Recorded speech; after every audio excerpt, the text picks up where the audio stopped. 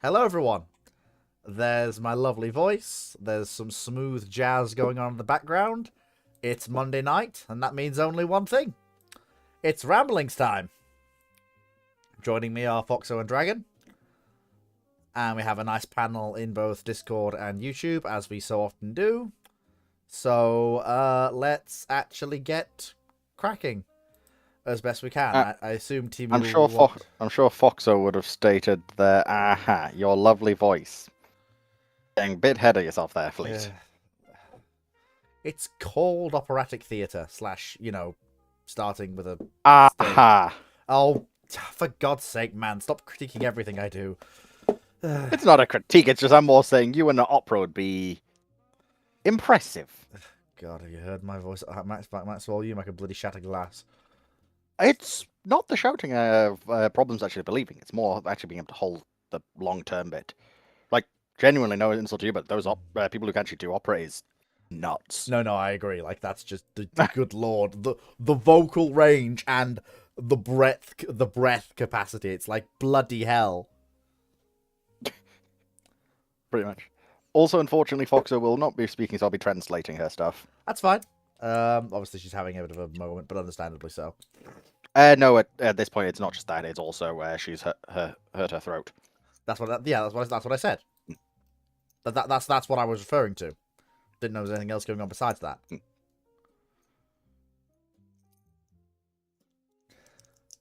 So we'll start with typical gunnery officer. After the cancellation of the Constellation... Less that hurt my throat. More bleeding throat.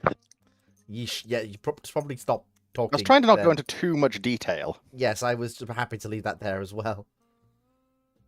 After the typical gunnery officer asks, after the cancellation of the Constellation FFGs, do you think the today's USN is an unorganized mess in terms of procurement and shipbuilding? Also, unlike the UK and Japan, who pumps out frigates and other ships. Okay, buddy, don't lump the UK in with Japan. All right, they're entirely different orders of magnitude in terms of build rate, and yeah, it's not the same. Do you think the UK, Italy, and France would overtake the US in terms of shipbuilding? No, not at all. And the UK is not an unorganized mess. They're literally building nuclear supercarriers. They're still commissioning Virginias on time, on schedule, and on budget. Same thing with the Burks. Like, it will be an unorganized mess when they're not building anything new. We'll talk about it being an unorganized mess when the US isn't building and commissioning anything. Then, and only then, will we talk about it being an unorganized mess. Because at that point, then, yes, if the US is no longer procuring anything and there's nothing being built or commissioned, then, yeah, the US will have really entered in a deer. But we aren't there yet. There is still runway for the US to unfuck certain parts of its procurement. And they are taking steps to do that.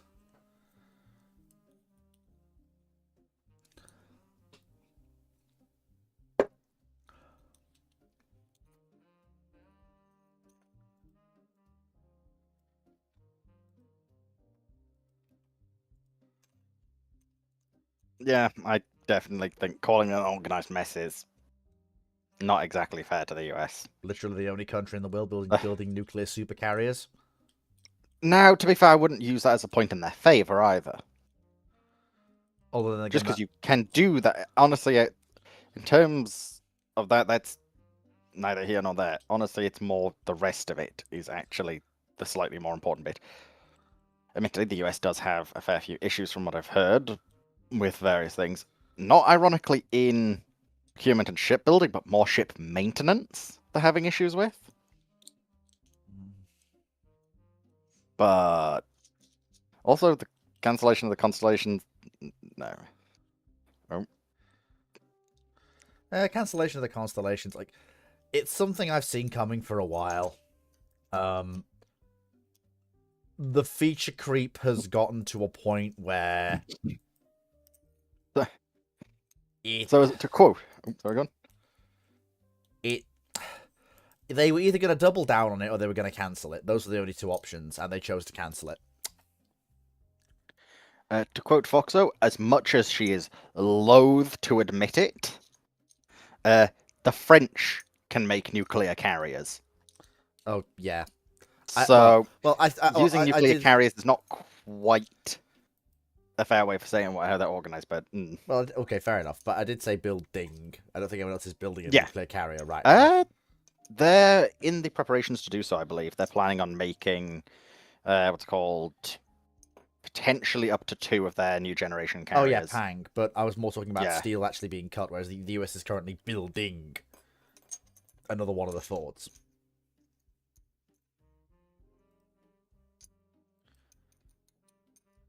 They've ordered the bits for them, but haven't actually started cutting them. Basically, they're in the build-up process to then actually start construction of them later. But again, if the French can manage this, Also, I have kind So of far. I have kind of forgotten the red elephant in the room, which is that China's next carrier that they are building may be a hell, nuclear right, while they're carrier. not nuclear, the fact that India has started building carriers, Well, yeah, India's built a carrier domestically. they're building many. They're trying to build more. Though, is my point. Is like, so really, the carriers I wouldn't say is necessarily much of a point. Either way, yeah, no, I just don't think that statement's correct. Right, from YouTube. Oh, it's a two-parter.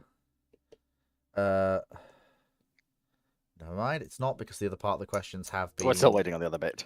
Yes.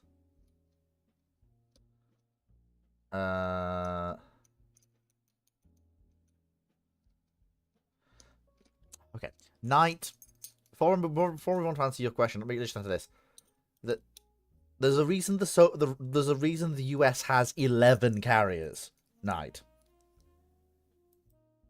There are like 4 active at any one time in peacetime. They can immediately surge up to I think 7 or 8, and then have the full 11 ready to go within like I think 3 to 6 months of a conflict starting. That's the thing. The force is built with we're going to get some of these things blown up. That's just what happens.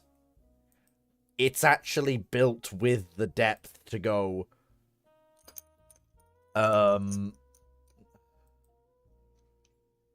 Yeah, no. Okay, you've sunk one of our super carriers. That's painful. Hi, have you met the other 10?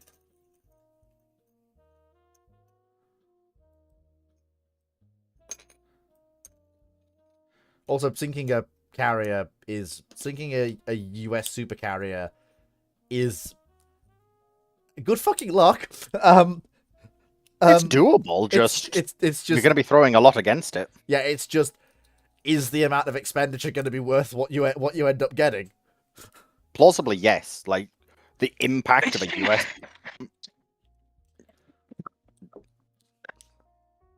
Foxo? I have been laughing and it's like, what's the question? It's the same one. We're just touching on something from Knight. The whole thing of though, but if a US supercarrier did go down, the impact of that, even if you had to throw, most of your military should do it. While it might not be a good idea, if you actually have done it, Well the done, you impact's created a massive radiation hazard that right on your coastline. Well done, you done fucked up.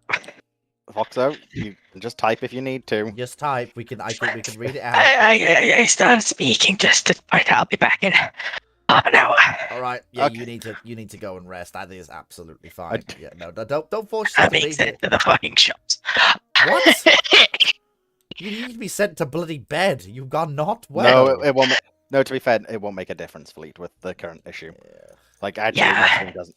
Resting won't make a single bit of difference. It's just time. Okay, The issue Knight, is which is like, it's damaged scar tissue. Let's reopen. Back in a bit. Bye for now.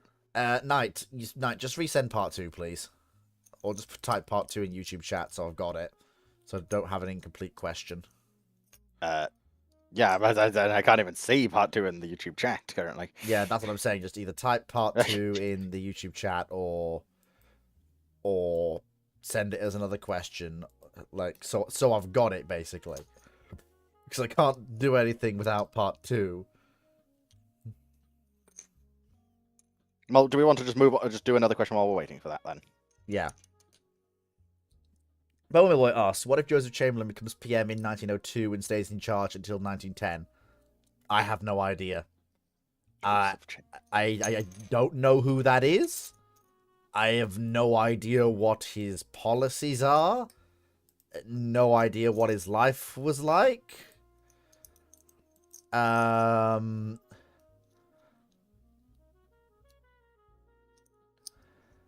Okay, so initially he was a radical liberal, then a liberal unionist. Then after opposing Home Rule on Ireland, he was eventually a leading imperialist, which is a bit of a swap around. In a coalition with the Conservatives, he split both major parties over the course of his career. Father by different marriages of Nobel Peace Prize winner Austen Chamberlain and the future Prime Minister Neville Chamberlain.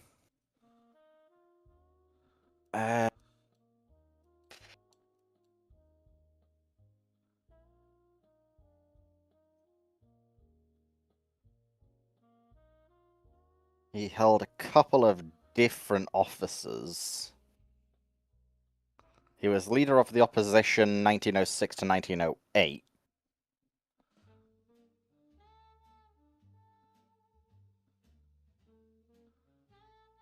The zenith of his power was 1900 to 1903.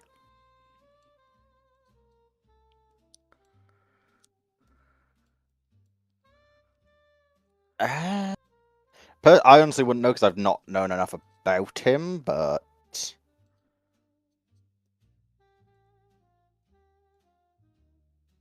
Yeah,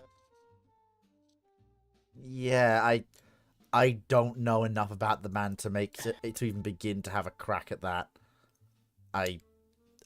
Yeah, that's one of the ones that is one of the ones I'm gonna have to park and go.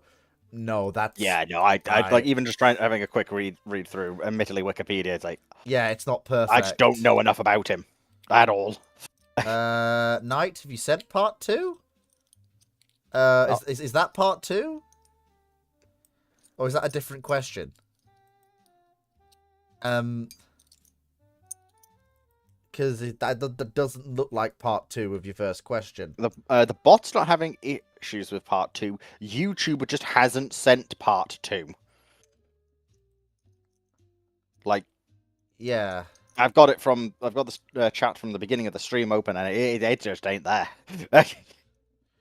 the bit with the 2 out of 2. There is no bit with 2/2. Right? I'm on live chat. Like, I'm not even on top chat. I'm on live chat. Yeah. It just doesn't. It's not there. It doesn't exist.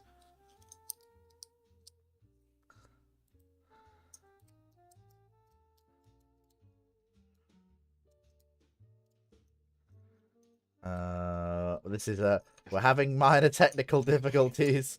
As I said, this isn't a bot issue. This is straight up YouTube chat hasn't recognized you've sent it, Knight. It's not even come up as this message is in need of moderation. Because if it had done, Yeah, me or Dragon would have seen it. But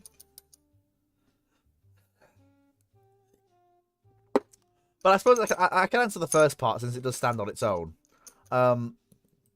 But I will answer that in a minute after we've dealt with YouTube Minecraft Watchers question. Ironically enough, not from YouTube, but from Discord.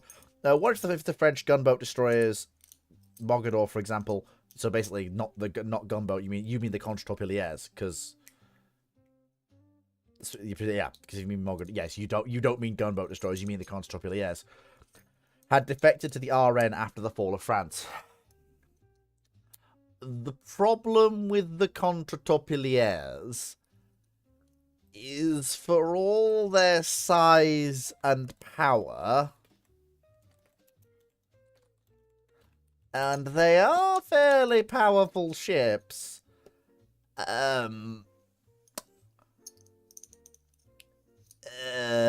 the Mogador? Sorry, is that one? So the Mogadors, the Fantastiques, Vaclins, all French gunboat. the big, you know, the really actually, big. This is actually quite a useful thing. The for big, British. the big constant. The problem. No, these aren't Contre-Torpilliers. No. Contratorpilleers are the other ones, aren't they? No, these are the Contratorpilleers. Uh, The Contratorpilleers are are the they? big ones. Oh yeah, They're the top. big ones. Yeah, because they are the. Because I always think Contratorpilleers is their torpedo destroyers. No, like these, like well, no, because the thing is the whole thing with the 'Cause they have Contratorpilleers. kind Yeah, the whole thing with the Yeah. Contratorpilleers. is I that- hate the French. Yeah, the whole thing with these destroyers is they were big enough to have lots of guns, lots of torpedoes, and be fast. They basically wanted everything, so they had everything. Basically. So that's probably, yeah, so that's basically, that's 6, 12, 6, 12, 18, 24, 26,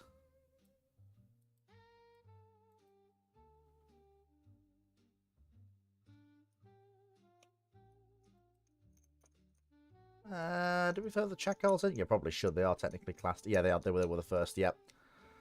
So 26, 32. That's 32 large destroyers. Now, the problem with the Contrapilliers is, yes, they are large and powerful. But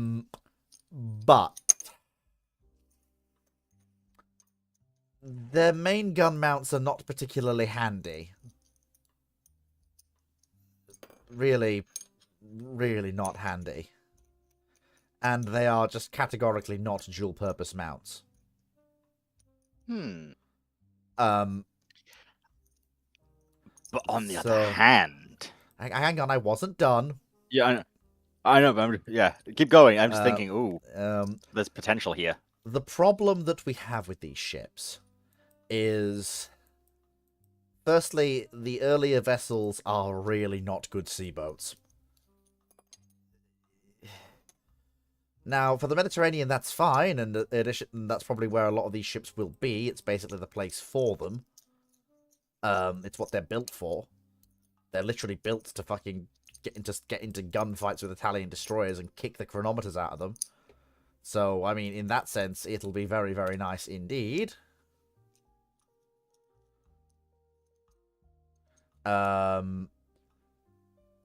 But here's the thing. Their machinery is very specialized. Getting spares for it will prove more and more difficult. Because the problem is it is exceptionally high pressure machinery. On all of these ships. And it's very bespoke machinery across all the classes. That is going to be the problem. It's not so much the ship's ability to fight in the Mediterranean, which is where they will probably be. It's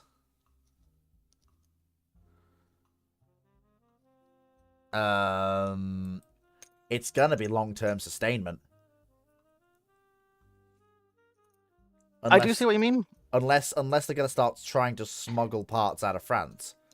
But that's gonna be difficult in the extreme, and will basically last until the Germans figure out what the heck's going on.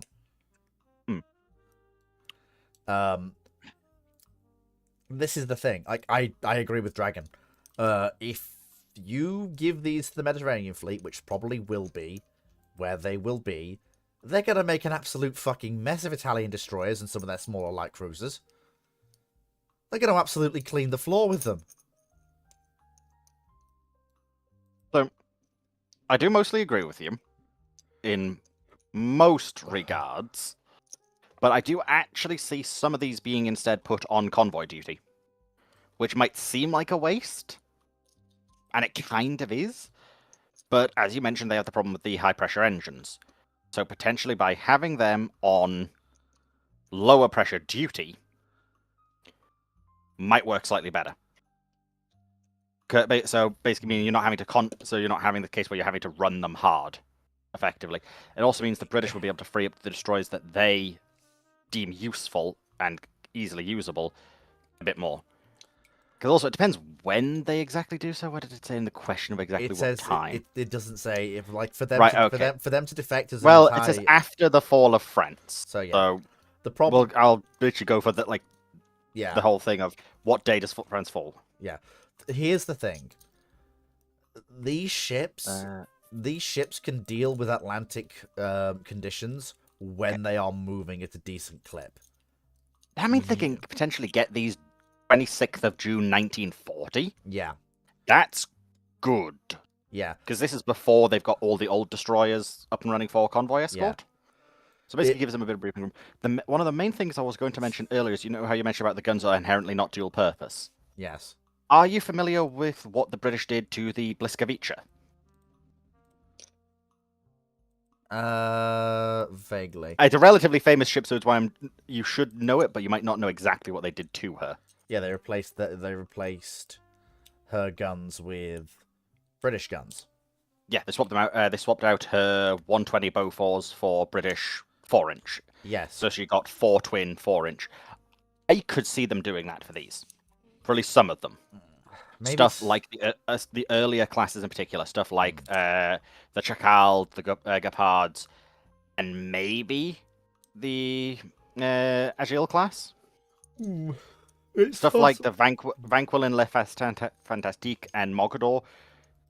You might keep them with the main gun, mostly just because these are the bigger ships with the better capabilities. To be fair, though, you might even see the Vanquilins. No, the Given the Vaquilins, conversion. the Vaquilins and the Le Fantastiques form a nice 12-ship flotilla. Or 2 6-ship flotillas. Yeah, it's a really weird gun caliber, though. I guess The whole point is that it was... they could spin up the old 5.5 inches that Hood had. I mean, don't forget, if there's this many 5.5-inch armed ships... So actually, yeah, for the... for the Guepards and the... So yeah, so the... Yeah, so basically, the Chacals, they have the 5.1-inch guns. They are absolutely getting refit. But when you've got every other ship carrying the same caliber of gun, the 138, sorry, 138.6mm, the 5.5-inch, at that point, that's... Hang on, that's 6, 12, 18, 24. That's 26 ships carrying that gun. Anything Most of on them, what they do also. most of them are carrying at least 5 barrels of that gun. The Mogadors are carrying 8. That is more than enough barrels for the British to go, yeah, no, that's actually worth spinning up a production line for. That is enough. Because remember, they also have they've got their own old 5.5s, which is Yeah. the British ones. So they already have probably stuff in storage. They're just not using. They probably need to change the shells around a bit, but it's doable. You'll have. Oh no, it's absolutely doable. It's just promise. It's just rework. You'll need completely new tooling. The old stuff won't do. You'll need completely new tooling for the. It depends how well it's shells. been preserved. No. yeah. No. The 5.5-inch guns that would go on the British ships, because I know what you're talking about. You're talking about the ships for the cruisers and Renown's old secondary armament. No, they only ever went on Hood. No, the 5.5s were on. That's what I'm thinking of it. No. They don't go on Renown. I don't think. No, the 5.5-inch guns were originally brought into Royal Navy service on a pair of Greek cruisers. No, that the British 5.5-inch gun only served on Hood, Furious, and Hermes, the cruiser Birkenhead and Chester, Yes. and then a couple of export ships. No, Chester and Birkenhead Yes? were the export ships. No, because you've also got Laurentic and Montclair.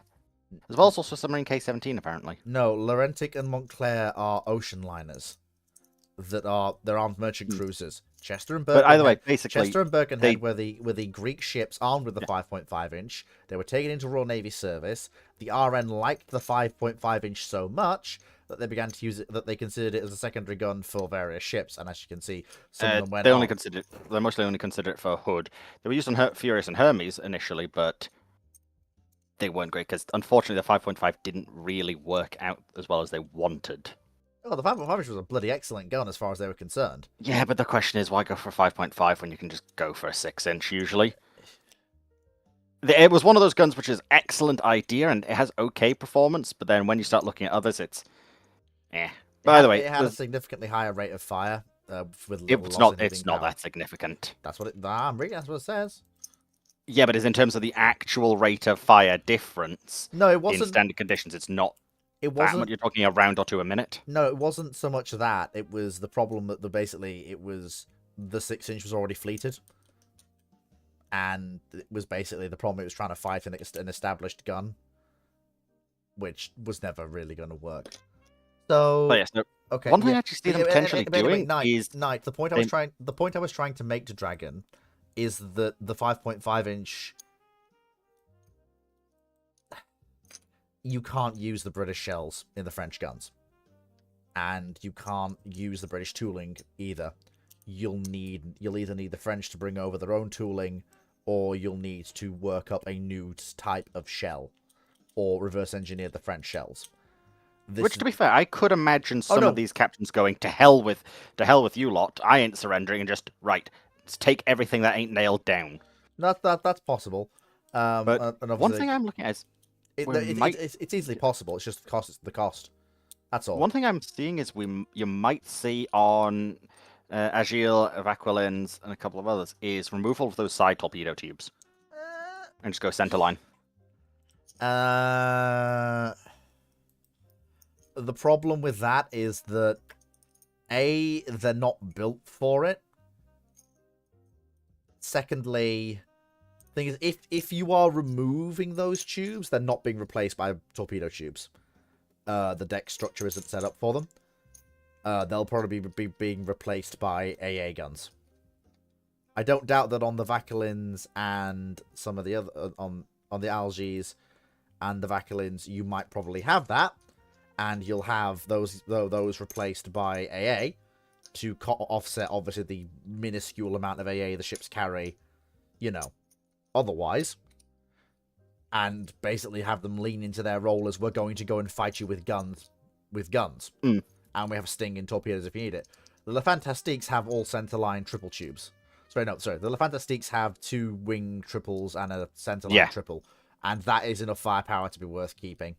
And I'm just thinking they might want to swap it out for better stability. The thing is, by the time you get to the Fantastiques and the Mogadors, they've got the stability down. The only real sticking point is trying to get the 5.5-inch guns to work faster than cruiser mounts, basically. Than open shielded cruiser mounts. That's the main thing they're struggling with. As ships, the Fantastiques and the Mogadors are stable, reliable, and very good gun and torpedo platforms. And they're bloody quick. The sticking point with the thing that the French keep trying to work on is getting those guns to be faster off the mark when it comes to traversing and, laying onto target in the middle of, destroyer actions, which, as you know, tend to get a little bit swirly-whirly. But either way, this is getting these destroyers is just a good thing for the Royal Navy. Oh yeah, absolutely. Because Knight, we don't need a basically what they want. Knight.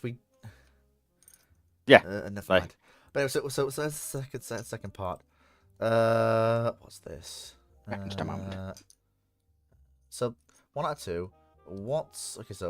Question. So yeah, 1 out of 2. What is the problem with Redstone Rising? Redstone Rising is not that unrealistic. It could very easily become a reality, as the enemy bombers don't need the range as you are coming to it, so all it needs to do is to put missiles in the air and your carrier is dead.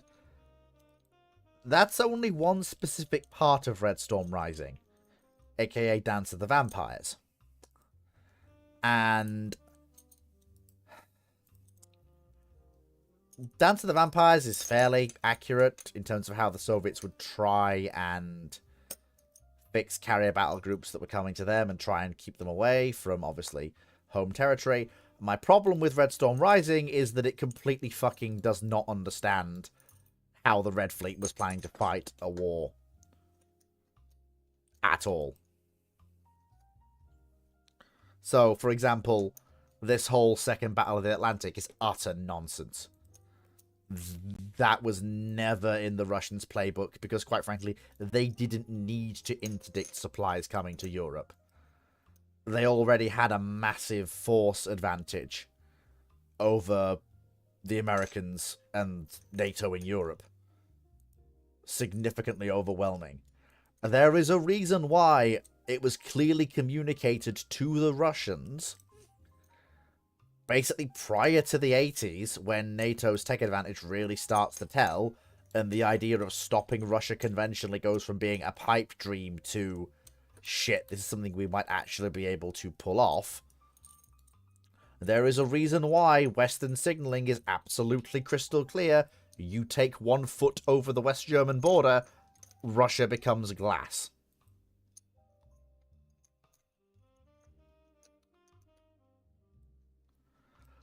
At sea, the Red Fleet, and we know this because we for obviously for a limited time had access to Soviet archives after the Berlin Wall came down and before Russia turned into the state it is today.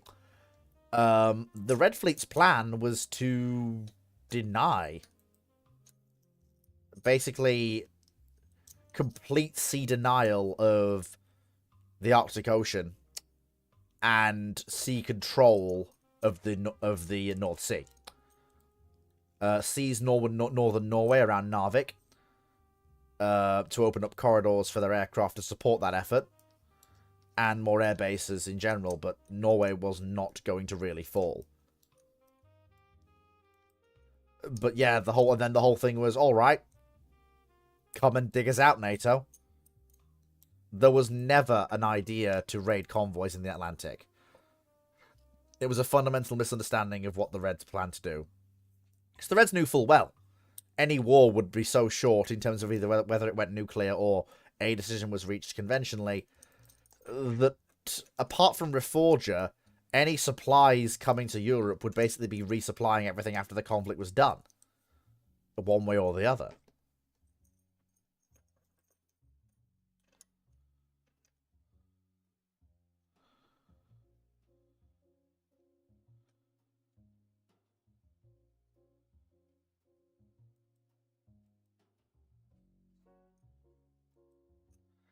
But there you are. But yeah, you are right about the way bombers could, in theory, attack carriers. Dance of the Vampires was a very good showcase for that. How that could be pulled off. No, Knight. Defeating NATO would not require raiding convoys at all. There's a reason why the Russians didn't feel the need to do it, and it wasn't in their doctrine. It was fundamentally irrelevant. It was not required at all. The Soviets' conventional material advantage was always significant. It just went from overwhelming through the 50s, 60s, and 70s to very significant by the 80s. It wasn't even close in terms of manpower and materiel.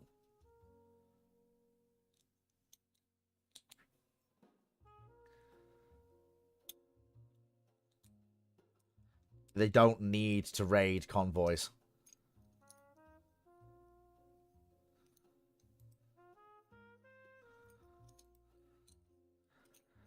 Um, 9631 asks, as the CVAO-1 Queen Elizabeth class was to have one GWS-30 launcher and 38 Sea Dart SAM missiles, wouldn't they have quickly realised that was woefully inadequate before the 4 CVA-1s are finished? No, considering they were supposed to be at the centre of task groups surrounded by anti-air warfare vessels, including full-spec Type 82s and Type 42s. So no, that would absolutely not have been inadequate. That would have been pretty average carrier defensive armament for the time. For a carrier of its size. Nothing wrong with that at all, considering they would never have gone anywhere without a full carrier task group around them. It's perfectly fine.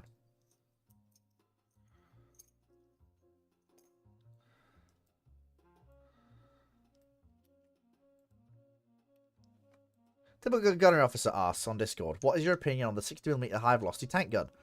Why did they develop such a small size round but with high velocity for tanks? It wasn't developed for tanks at first. The high velocity gun was developed as a way to upgun things like IFVs, armored cars.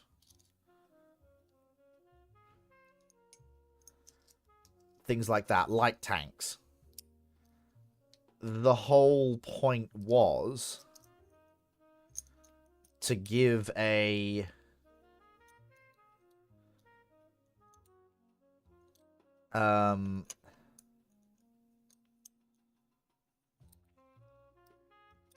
well, you know, just extra ability to defeat armor. Specifically things like T62 and T55. Not really to deal with anything heavier than that.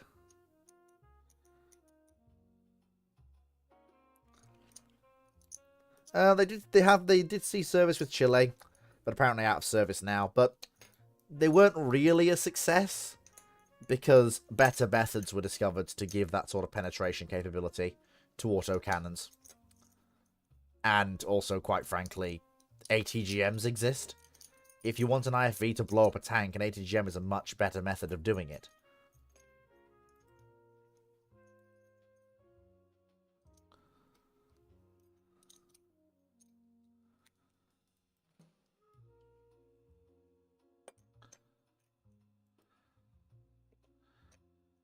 Bowmill Boy, what if the British adopted Portuguese approach to decolonization?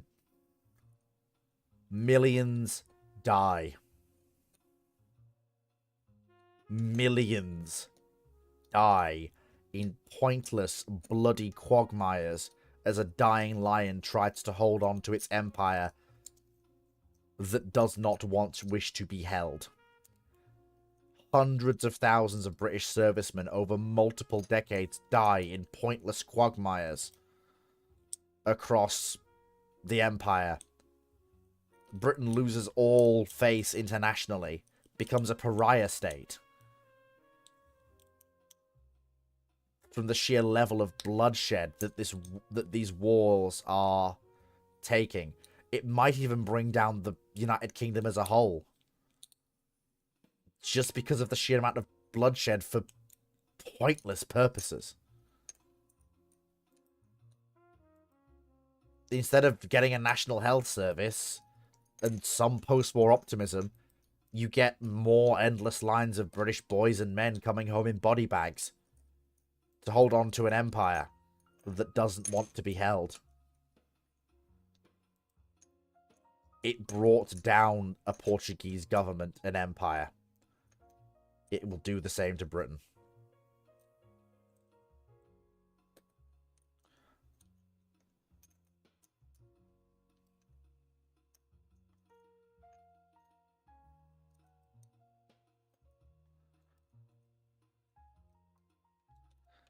So that's a little bit macabre, but that's the truth.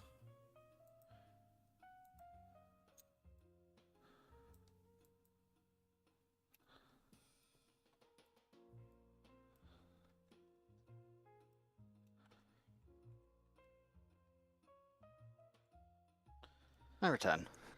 YouTube Minecraft Watcher asks, what if tomorrow all British warships suddenly revert to their most famous version of the name? Dreadnought becomes a battleship, Renowned Repulse become battle cruisers, Prince Wales becomes a KGB, for example. The Royal Navy ceases to be an effective fighting force overnight. And becomes an anachronistic laughingstock.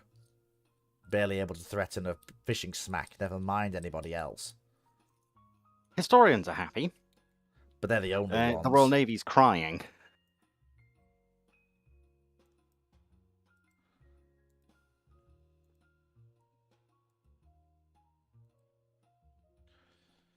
Yeah.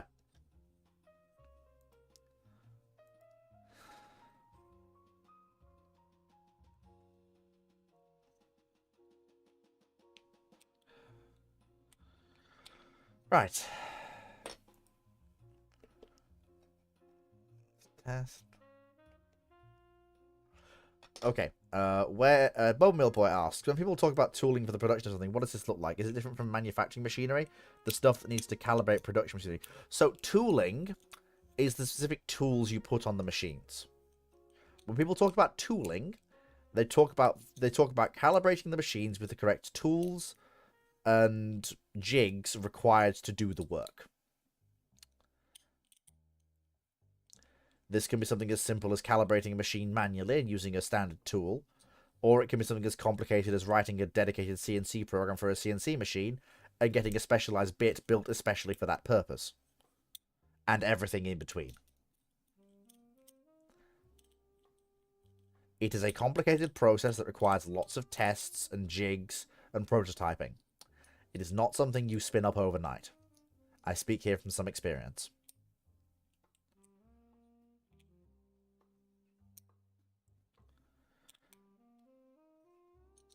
Wow, something I could actually answer with a degree of expertise. Jesus, who am I and what have I done with Fleet?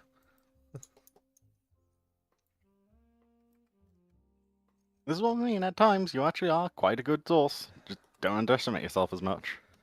Typical Gunnery Officer asks, 1941 British forces had taken the spot of Admiral Lee's task force at the Second Naval Battle of Guadalcanal. Do you think Phillips' Force Z could completely annihilate the IJN Service Force, including Kirishima and the other heavy cruisers, unlike the USN who could only sink Kirishima? Do you think Force Z is more adept at surface night engagement and has better ships than Admiral Lee's task force that night? Well, I think you've got a problem. well, I Which think- Force Z? Yeah, well, first of all, if you're talking, I assume it means the Force Z with, the one that got the day it got sank, I would assume. Well, then you've got a big problem. Yeah, but firstly, Because that's two Fir- vessels. Firstly, no, they had destroyers with them, and an AA cruiser. Uh, Yeah, I know, but this is were they actually along with them? I believe so. Yes, Because I thought they were the ones that come later. I'll double check that just because yeah. I want to But- make sure for But myself. do I think Force C has better No. ships than Admiral Lee's task force? No. Admiral Lee has two 16-inch gun arm US fast battleships, significantly more powerful than Repulse and Prince of Wales. That is a significantly more powerful capital ship force than what the British can bring at this point. The only thing that could actually matter is the fact that Repulse is a 32 knot ship. So theoretically, she could stay with the cruisers when they're going full speed. But that won't matter in the Second Naval Battle of Guadalcanal because it wasn't fought. That wasn't how the action developed. The speed of both sides didn't really come into it. If the American cruisers are fast, does that mean that? The thing is, no, I no. don't different. there were no American cruisers at the Second Naval Battle of Guadalcanal. It was a very Sorry. scratched together force. It was literally Washington and South Dakota, and I think they managed to scrape together a flotilla of destroyers to go with them. Not even a flotilla. Yeah, they've got a flotilla of four Wait, destroyers. Are we One talking the second battle? second battle? Yeah, one Then Glees, they one don't- Sims, one Ben, and one Manhan. They've got 4 ships, which I don't think is a squadron in US terms. Yeah, Squadron is 6. yeah. Hang on. Uh, And let's see, what's Force Z? From what I can let's have a find, look. it would be Electra, Express, Herferus, and Legion. So it's literally 2 capital ships and 4 destroyers. Yeah. Again, And the E class, the bigger decider. no, there is no, no, no, there is no. no, the bigger difference here is HMS Legion, which is um, a L-class destroyer.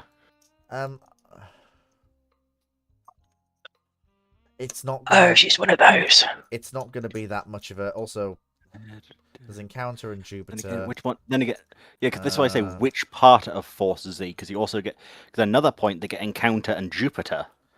I'm looking here, but I'm not seeing anywhere where it says Encounter and Jupiter were with the Force. Most of these weren't with the Force. Yeah. That's why I'm saying it. They technically didn't have destroyers fully with them. Because Encounter and Jupiter were out of action with defects, and were replaced with HMAS Vampire and HMS Tendos, which are World War One era destroyers. Yeah. But even So- so, it's still. Though, The problem you've got. due to the ships being weird, actually, in some regards, though, they actually are better for this. For example. To be honest, the 16-inch guns don't actually matter that much. They're nice, but Oh no, I the was 14-inch of KGVs and the 15s of Yeah. Renown are You plenty good enough. It's more the Royal Navy's better at night fighting.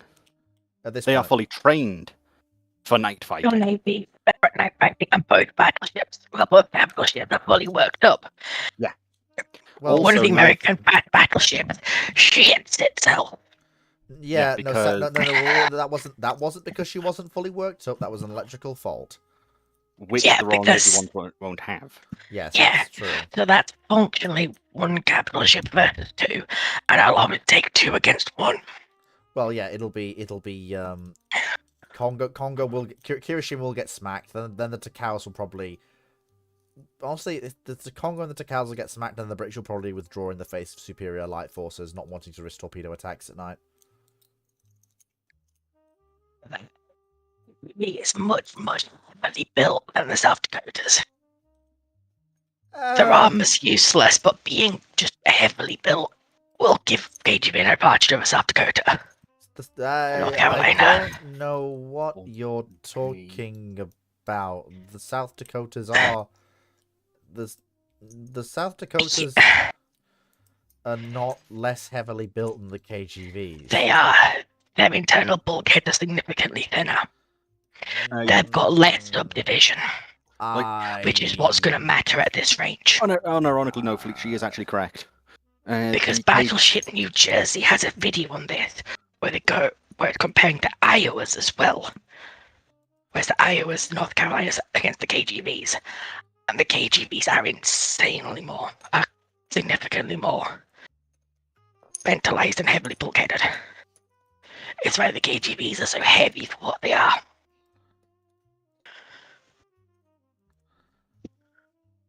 So her armor's not going to stop the 14-inch shells, but she can contain the damage a lot better. Her armor might.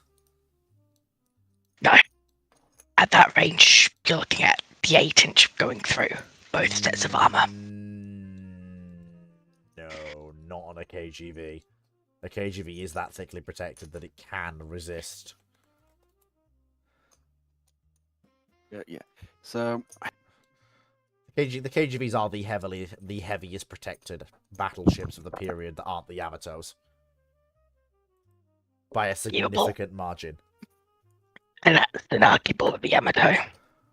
Yeah. But But- what ships do they? But honestly, yeah, like I say, it's gonna be Kirishima's gonna die. The Takawas are probably gonna die. And then the British are gonna go, okay, we've done that, and then they're gonna withdraw away from because you've sunk the heavy assets. Don't stick around and tangle with a superior light force. That's just asking to get torpedoed, even with radar. And they don't have to deal with the fact that one of the battleships is out of action. Which South Dakota's electronics are going to put her out of action. Well, that's South even- Dakota, right? Yeah. Even if both British capital ships are still combat effective, it's not worth the risk. It's not worth tangling with. Okay, It's right. it's not So, worth it's not worth tangling with 2 light cruisers and 11 destroyers when you've only got 4 destroyers to escort 2 capital ships. So I finally found the actual final one, from what I can tell, is meant to be with Electra and what's it called, Express Encounter, Vampire and Tendro. So there's 4 of them total. It's really annoying to actually find all this. Yeah, Then there's supposed to be a C-class with them. They were considering it, never got there. Okay, so it's like the carrier then. this is the thing. In the actual ships, I unironically would put better bets on Renown and KGV over Washington and South Dakota. It would be a Just- wash. For me, it would be a wash were it not for the fact that South Dakota has the fact that it does kind of suffer that electrical issue, which takes them from 2 battleships to 1. If they didn't, I'd say, well, it's a wash. It doesn't really matter which force you pick. But because we know what historically happened to South Dakota, I have to agree with Dragon. 4C is unlikely to have the same problems. And even We if... all- and even if Also, it's... they've got better radar, or better use of radar. Yeah, there is... I would If I'm disagree. Ching Li sat there looking at you funny. The man was a fucking genius. I also know what the Royal Navy like doing with radar, so no, they're, especially by this point, they know how to use radar fully. So in the data, I'd agree with Lee, but this is a night battle, and the US screwed the pooch when it came to night battle training.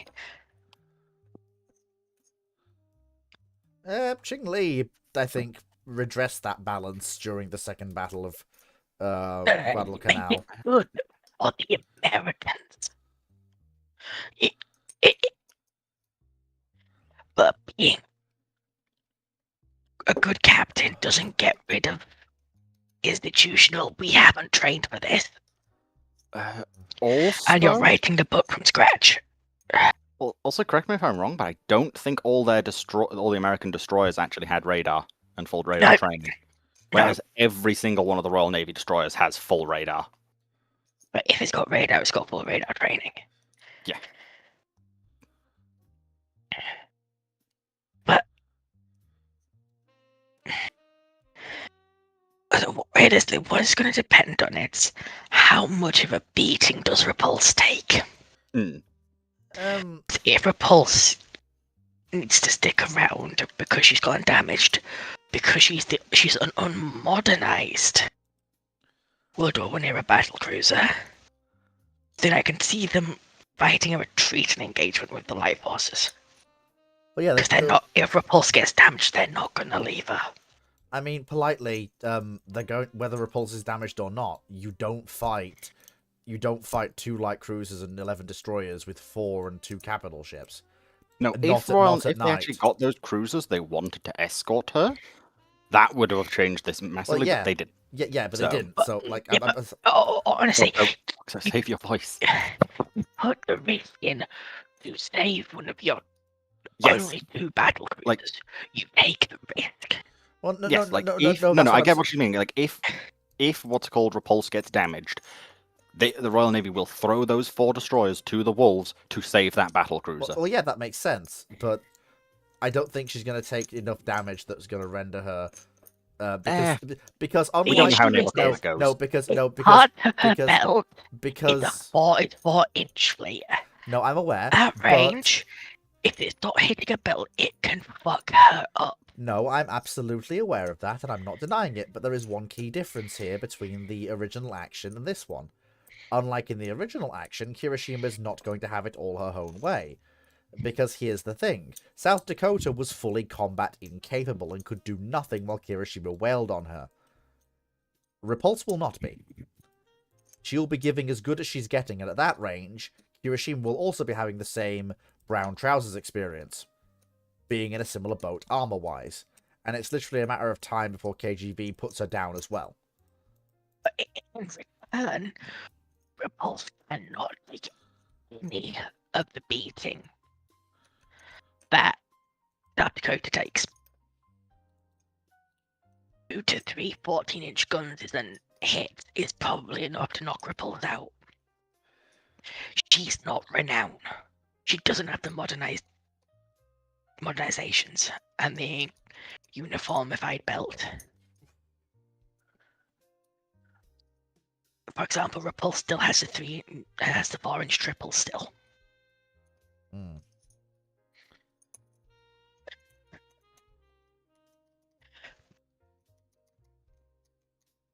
Anyway, I'm talking now. Next question.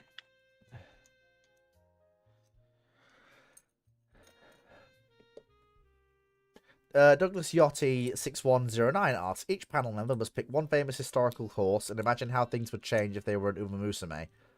I'm know gonna... horses. I don't know horses either, and I don't know Uma Musume. I'm just gonna pass. It's horse racing game where they turned into humans. I know. All I know, all I know is I funny. just gotta say, they're more inferior to Skyrim horses, who are actively predatory Yes, give me and Arvar. actively hunt because their AI is bugged.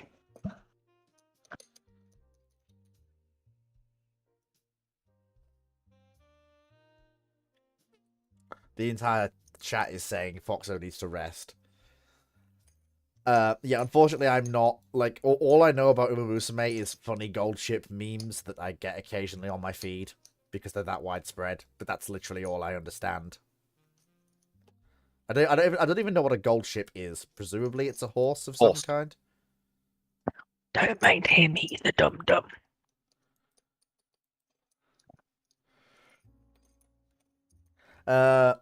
Fleet of... Oh, sorry, that's not... Yusha Minecraft Watcher asks on Discord.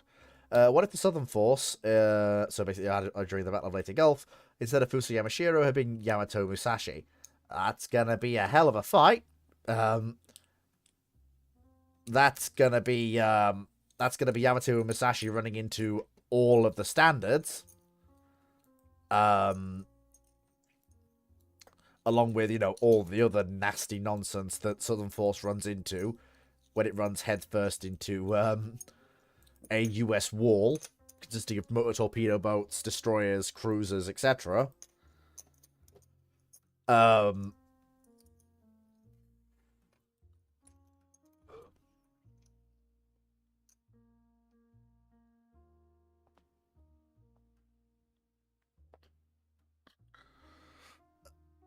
Yeah. I don't think they're going to be... By the time they get to the battleships, they're going to be battered. They're going to be on fire. They're going to be torpedoed and holed. They're probably still going to be fighting, but they're going to be shooting at everything around them. Probably won't even notice the battleships in front of them until they open fire on them with radar. And at that point, that'll be the end of Yamato Musashi. And it will be a very fitting end that the two largest battleships the world had ever built were put down by the very ships they were supposed to kill.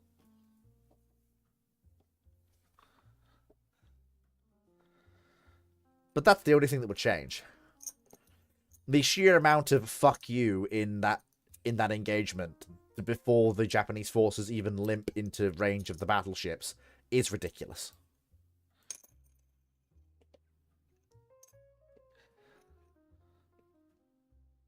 Douglas Yachty, 6109 asks, it's June 28th, 1798, and after arriving in Egypt and finding no French, Admiral Nelson defers to depart, but has this gut feeling he should backtrack his route instead of going east.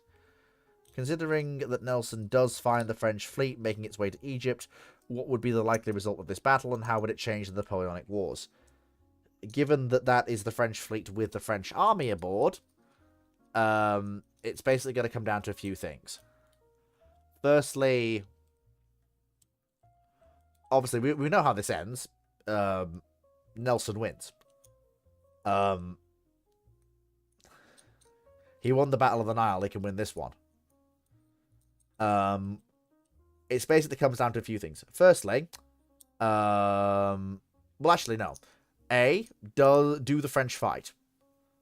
Or do they try and run?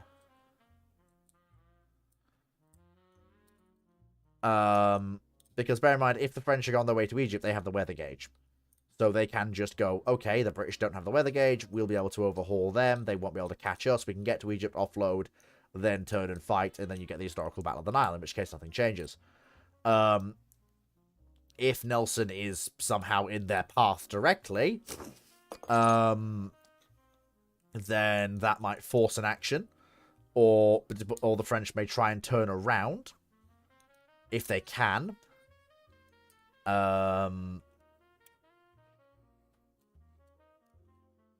Or pick an alternate landing site. Basically, all it comes down to, in essence, is this French army is lost anyway. All that matters, because we know it's lost anyway historically.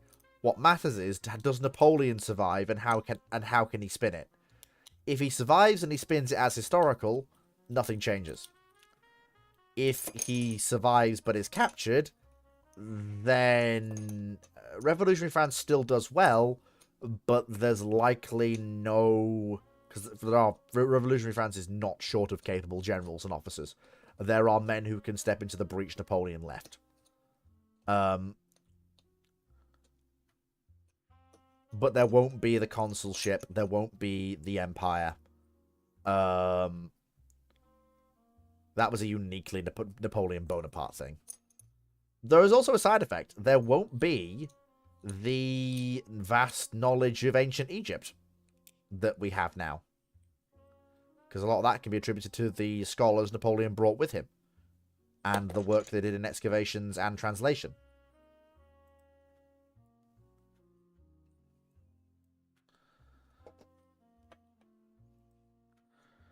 that's about pretty much all I can do for that one.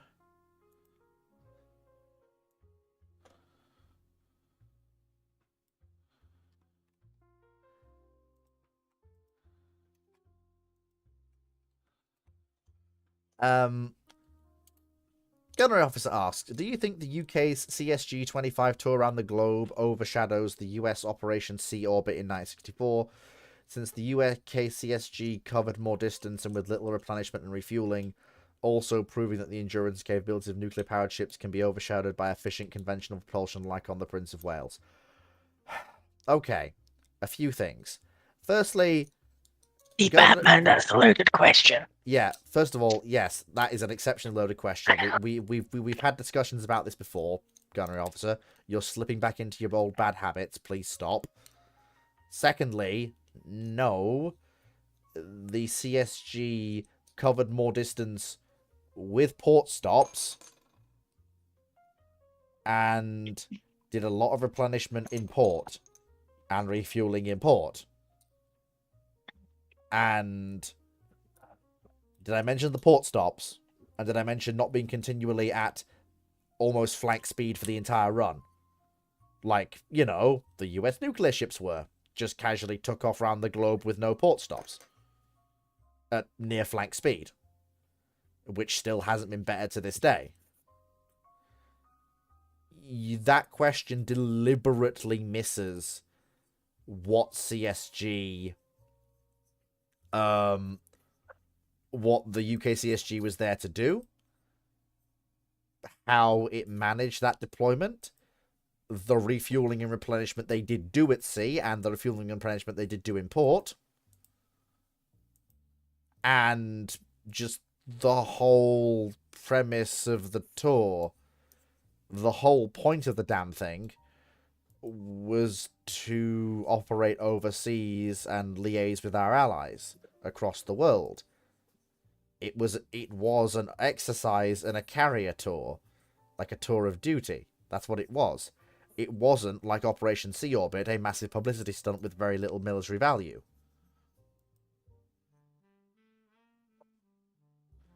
I can sense Fox's got something to say.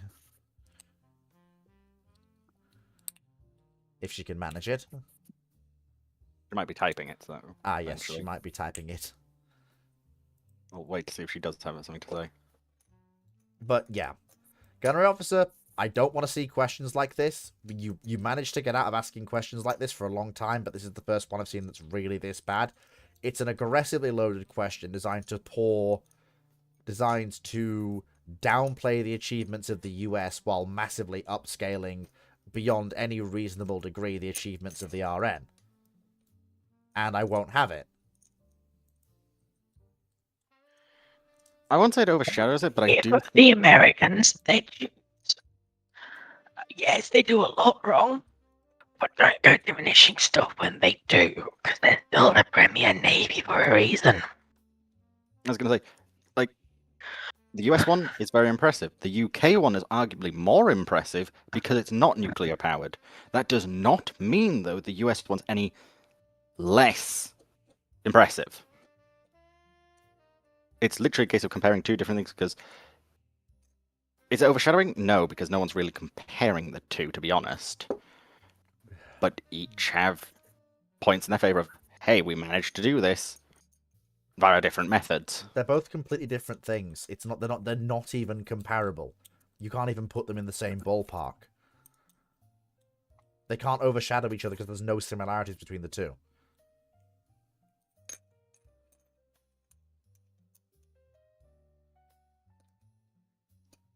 Douglas Yachty asks, it's early 1805 and the French fleet manages to successfully avoid detection by the British on their way back from the West Indies and breaks the British blockade at best. With this combined French fleet, would Napoleon really attempt his invasion of Britain? If so, how would it go and what would the consequences of it be?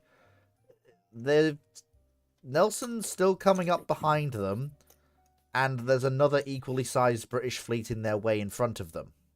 And then there's another one behind that if they kill that. This is the thing that everyone forgets about the Trafalgar campaign. If Nelson didn't get them, someone else would have done. The British were not throwing all their eggs into one basket deliberately. So, why are we talking about invading? Britain, Where in Britain? presumably the south coast. Okay, so not only have you got the second fleet coming in, And the and third one. Napoleon, and the third one, you're also chucking the Napoleonic army without navy support straight into the device ports.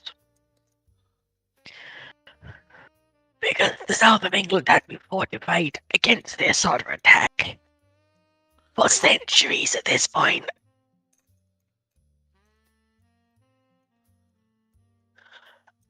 And the British army's also mobilised in the south. They're currently in Dover. So, and Southampton's just a death trap. It is the home of the Royal Navy, and it's fully fortified. Cornwall, okay, you're trying to invade fucking Cornwall. Good fucking luck. So, the only real way you could pull this off is trying to invade somewhere like Ireland that isn't as fortified, and then hop the Irish Sea. But that's gonna run you straight into the entire Royal Navy. Good luck. Yeah. Basically. Just because the British Isles haven't been fortified invaded for the past 1,000 years, doesn't mean they aren't fortified to fucking back. Yep. Typical gunner officer asks, would you call the Ferry Barracuda the best carrier-based torpedo bomber in World War II? Better than the TBF Avenger and even the Swordfish? No. Well, better than the Swordfish, yeah. But it's a monoplane fighter 10 years the Swordfish's junior. So, of course it's going to be better than the Swordfish. But the Avenger is better in every single way than the Barracuda. Range, reliability, payload capacity. When are we talking for the Barracuda? Question. He doesn't say, he just says.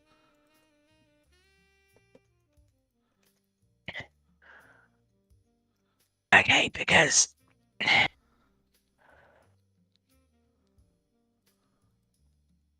see, the thing about the Barracuda is a lot of its issues stems from the fact it never had the right engine with it until the post-war.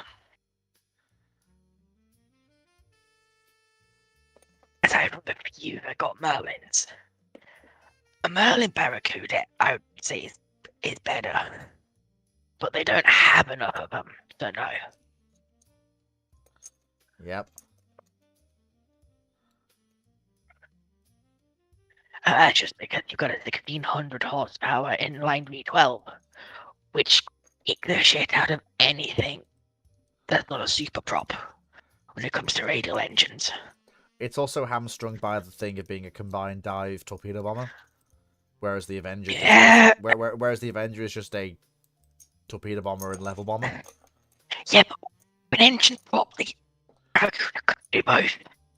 Oh no, it could do both, but the thing is, what I'm saying is, when it comes to being a torpedo bomber, the Avenger is better because it's unashamedly a torpedo bomber. That's not a mark against the Barracuda, it's just, if we're comparing torpedo bombers, you know... It's a torpedo bomber with bomb lock. And the Avenger could carry bombs. No, I know, but the Barracuda can actually dive bomb and is built and stress tested for it. Yeah. Whereas the Avenger isn't. And can't. White and dive bomb. But if we're talking about scooters that were given the Merlins, actually were in their proper late war configuration, they were better aircraft. There just wasn't enough of them. I could barely put a couple of squadrons. They realized Barracudas together. And how many squadrons of Avengers was there? I don't know, actually. And the fact that torpedo attacks on warships is a mathematical problem. where aircraft can be multipliers, but that 25mm fused HE shell isn't gonna give a shit if you're an Avenger, a Swordfish, or a Barracuda. Neither's that 40mm. Neither's that 100mm proxy fuse. Beta bombers are always weapons of mass production. Yes. And the Barracuda wasn't mass producible. Simple as. Uh-huh.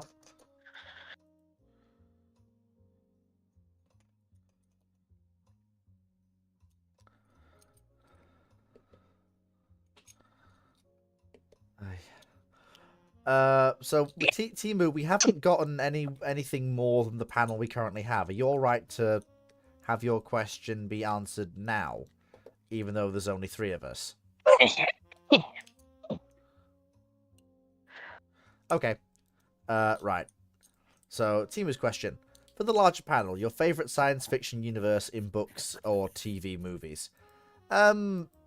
Oh, that's the Meijiverse without a shadow of a doubt. Galaxy Express 39, Harlock, Queen Emeraldus, the Yamato, technically, even though that's prequel to the rest of them. Generous at best. It's technically a long ago prequel since Galaxy Express 39 But takes it's place. not anymore They changed it.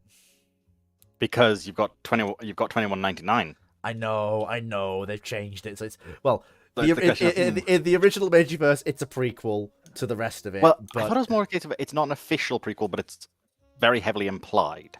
yeah, it's Considering I'm implied. pretty sure we literally see like some of the Yamato style stuff flying around. Because then you've also got Yamato, which is then like the F5000. Yeah, but like that's my favorite universe because like it's got all my favorite things in it.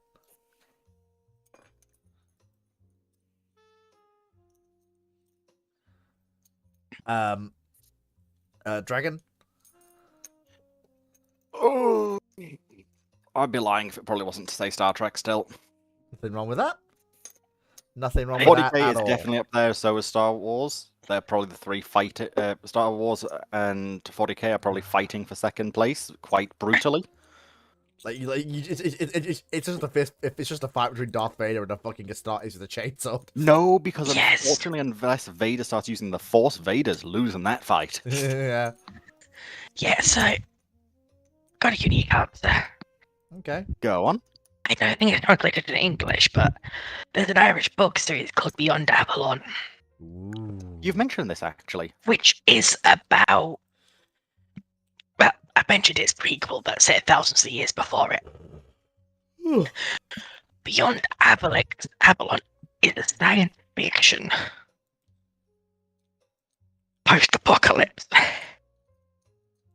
where that arms race I mentioned last time eventually leads to creating fun human war machines that end up wiping out all life in the galaxy. Ooh. That seems And unfortunate. then end up reenacting a sci-fi version of the story of Avalon, Arthurian mythology. What? Motherfuckers wipe out all life and then decide to have a fucking roleplay session? But, yeah, one of them is role-playing, and the titular King Arthur is role-playing the red. And he becomes the strongest of them because it's the oldest. And it's not all there in the head. And one of the younger ones finds a copy of Arthurian mythology. And they compile texts of it. Looks at Camelot, looks at his elder brother and goes, "This is a prophecy." And then decides to free everyone so they reenact the prophecy of Camelot and go beyond Avalon. Damn. Because in this universe, Excalibur is a 500-kilometer long hyperluminal railgun. Wow. That's a thing. Why the projectile so fast it outruns the expansion of the universe. Okay, this seems like overkill. Why do you need this? To kill what lies beyond, clearly. Are we fighting God now? Well, okay, this book has a sequel, right, which is Galaxy, Another Galaxy, where the survivors of the Milky Way fled to. And it's mentioned that, oh yeah, he just detonated a planet halfway through the book, and it's never explained.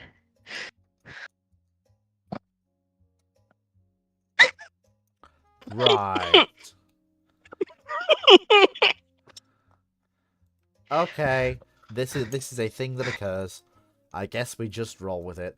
Right, It's more so sci fantasy than sci-fi. nothing wrong with science fantasy. I mean, like most of the Meiji-verse is science fantasy, not bloody science fiction. Looking at you, Star Wars. You're not actually science fiction. Well, we're all in science fantasy. For God's sake, I don't look. I love them, but I don't care how much MacGuffinite I put into them. Space trains don't work. I don't care how much MacGuffinite I throw at it; they don't work.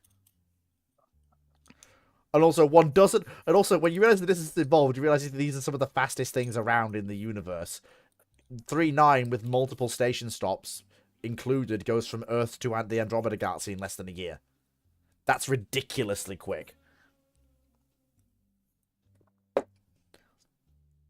That is like that's hyperluminal. It's gotta be.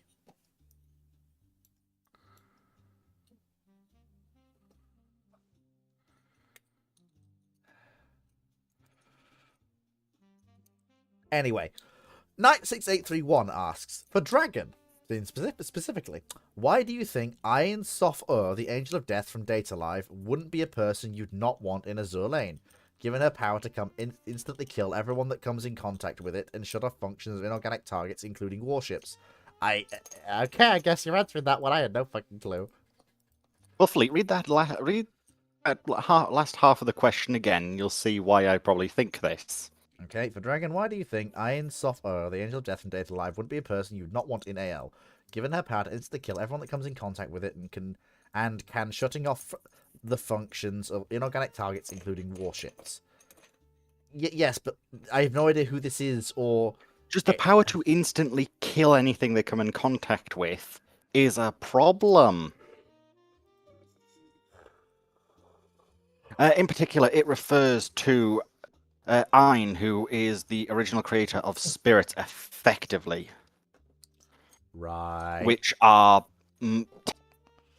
Right. Trying to describe what spirits are is complicated, but basically they have a stupid amount of power. They all, in particular, Ayn is notably a reality bender. Basically, she can just... It's also not just her, it actually emits particles that will instantly kill anything and everything. There is no way to protect against it, and unless you have a certain, basically, power, we'll just say, of the soul, that's it. You're done. Oh, it can also then fire concentrated beams of these at long range, just to make sure. Unless you're a harem protagonist, in which case you're fine. Data Live being He's what only it fine. is. He's only fine because he's literally absorbed the power of the rest of the spirit, and even then, he basically dies.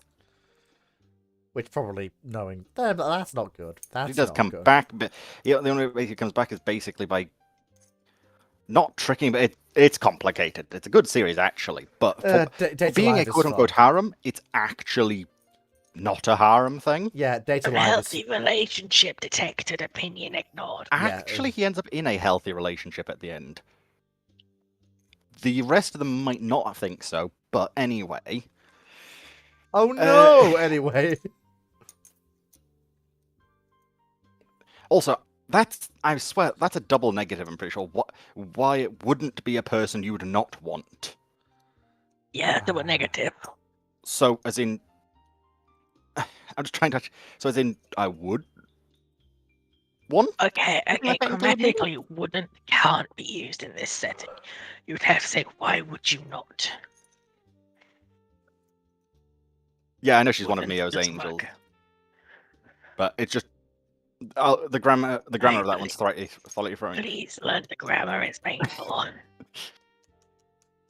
But yeah, basically, instant death is not a good thing, let alone when it's shooting instant death lasers, instant death radiation, effectively. Things don't go well. Because just the level of potential collateral damage. Ah, yes, well, right, deploy this person to fight this. Whoops, we've killed the entire fleet. They're effectively someone you launch in a ballistic missile towards the target zone and hope it kills everything.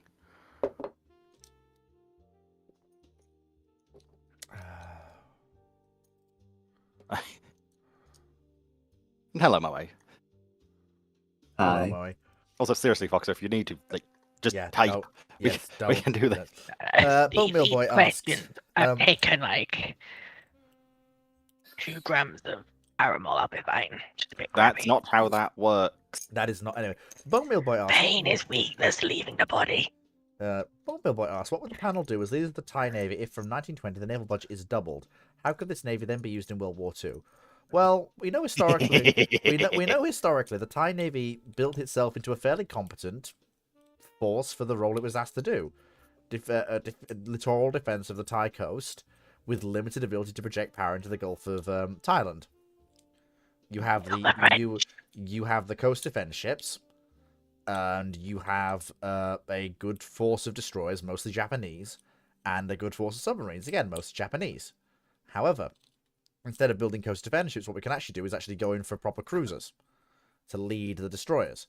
Probably something akin to the Aganos, with like 6-8-inch guns, something like that. Maybe a You're not doing that in 1920. no, but the naval budget is doubled. What I mean is, we can get them like we can get something equivalent to that instead of buying the coast defense ships when we buy the coast defense ships. You instead buy a pair of Agano-alike ships, like say 28, 29 knot ships with 6-8-inch guns, with armor to resist 6-inch shell fire. Basically a hard counter to anything French that isn't a heavy cruiser. Who are you What you asking? do is you try and get a hawk in. Japanese. The same people they went to historically. Norman, when is they are going to Japan? But that's not what the Thai had. That's not who the Tide went to. Yeah. For the coast defense ships they did. But we could also go Yeah, to but the they went to Italians. Vegas for a lot of things. And Vegas are offering an export 6-inch version of the Hawkins that they're selling cheap. I mean, we Well, could- no, so correction, they're selling the 7.5-inch guns cheap. And the Hawkins, the badge deal, because they want to get rid of them. Make a little bit of money off them. Yeah. So you buy what's going cheap, you get a pair of 4 Hawkings. Yeah, we could Actually, probably... it's more interesting than that. I just have to see if I can find them. Which could be basically at this period, a lot of designs were being offered to Thailand, including stuff like Hawkins. Mostly, actually, their cruisers are actually based around 6-inch instead of 8-inch, because that's something they can get relatively easily in some rather funky configurations. And then you get the real shot in the room of, yes, would you like a battle cruiser? No, we don't have the money. With 7 12-inch guns? Even with the budget doubled, we don't have the money. But see, here at Vickers, in only 3 easy payments. We don't want it anyway. It's massive overkill. Actually, they were What? interested, but No, Yeah. no, they're saying They don't have the budget. no, but also It- like, it's thing just is, fundamentally they don't have the the budget. thing is, the budget's doubled for every year yeah, but well, also if- yes, that's true. from 1920. Yeah, but So I would- actually, they potentially could over time. yes, but it's what would the panel do as leaders of the Thai Navy, not what would the I would Thai get that Navy. battleship. I would veto that completely. I would dig my heels in and say absolutely not. Okay, I'd rather okay, have- correction. We are getting 4 Hawkins with 7.5-inch guns, because from what we've found, they are cheaper than the 6-inch guns, because Rickers wants to get rid of them. Can we trade? Can we trade the 4? We only need 3 ships to form a squadron and have one active at any one time with the ability to search 2. Can we trade the 4th Hawkins in for a flotilla of 4 to 6 No. coastal submarines? No. Why not? We don't. Because you want 4 cruisers. No, we don't need 4 cruisers. 2 pair in wartime. 2 pair. We 3 don't. is the bare minimum. Optimal, it's 4. Yes, but I'd rather get the bare minimum and spend the money on something else like coastal aviation or submarine. There we go. Yes, you get the This is- Hawkins in the 20s. And then when destroyers start evolving again after the Yeah. Babukis, you get the destroyers in the 30s. You're thinking way too early. Thailand is not getting anything in the 20s. This is why I'm Even saying, with the budget doubled, you're not getting anything I in know the 20s. Thailand's You're navy's looking at pathetic. 30s. No, we can Wait, we can buy a Hawkins in the 20s because they bought the 2 gunboats and they bought 2 of them. So if we The Hawkins every couple of years. if we have But- well not gonna last, the offer's not gonna last. We can get 1. We can get 1 in the 20s. You get 2. Okay, maybe we can get 2. Oh yes, yes, we can get 2. We can get a Hawkins in 24 and a Hawkins in 28. Because a Hawkins might not stand up to a Megami, but it's not some you think that Star Heavy Cruiser wants to fuck with still. well, right. So the problem is that Mo's been saying. So technically, Thailand didn't have a navy budget, basically 1920 through 1930. It didn't exist. Basically, what it was required was pretty much the crown spending money, which was mostly so that he could go, please don't look at how much money I'm wasting on my own luxury. This is why I said, because in particular, it is Vickers Armstrong number 892 would be a light, cheap battle cruiser of roughly 26,000 tons with anywhere between 6 and 8 12-inch guns. That's not happening. Which Vickers did actually propose, and Thailand was interested in, and wanted to buy, from what I can find, but due to not having a budget, even over spreading the cost over multiple years, which Vickers were willing, well, yeah, they just didn't. Not having a naval budget kind of makes this problem. Also, in particular, this design was proposed to them in 1926, so you're probably seeing, if they did go with it, you'll probably see it in around 30s. Plus, knowing Vickers, they would do, well, hey, we will offer you extra ships at a reduced price if you also buy from us. And basically, almost East India Company style of, well, we've got what you want, now keep paying or else. Because Vickers was more than willing to do that, of, you will pay one way or another. Which would be the best way It's also which would be the best way for you to get cruisers. It's also, in my opinion, generally just not a good idea. That Also that not, means that but you're it gonna would have be a very interesting. lopsided. It's an interesting concept, but you're gonna have a very lopsided ship list. It You're basically not means gonna that have any sort of escort or balance, nor would the Yes, but existing also, ship you have you've be. now also got a threat level where basically, if say France does want to go at you in a conflict, they can't just have a cruiser or 2, No, which is what the French wanted. No, they can. And if They can do it even more They can't- cheaply. They can do it even more cheaply than that. We have a single battle cruiser. They can just do, and a they potentially squadron of 4 With cruisers. no can, adequate. they can just No, do no, what their oh. actual plan was and have submarines be the linchpin of colonial defense in the east in Indochina. Which wouldn't work out as well as you think with the French subs that are there. Remember, this is a French colonial fleet in the Far East. They weren't in good condition. No, they No, it's just no. my- I'm gonna dig my heels in and say what the hell are you talking about? That's just bollocks. As in, from what I have seen, the French plans for their easy naval victory in the Far East wasn't as easy as they thought. A Wasn't- lot of them. The French ships were not in any worse condition than the ships back in France. They weren't They any were. worse crewed. They were.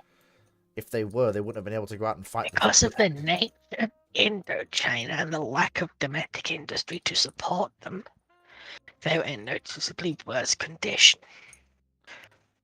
Because they didn't have a lot of the docking facilities Right. they need.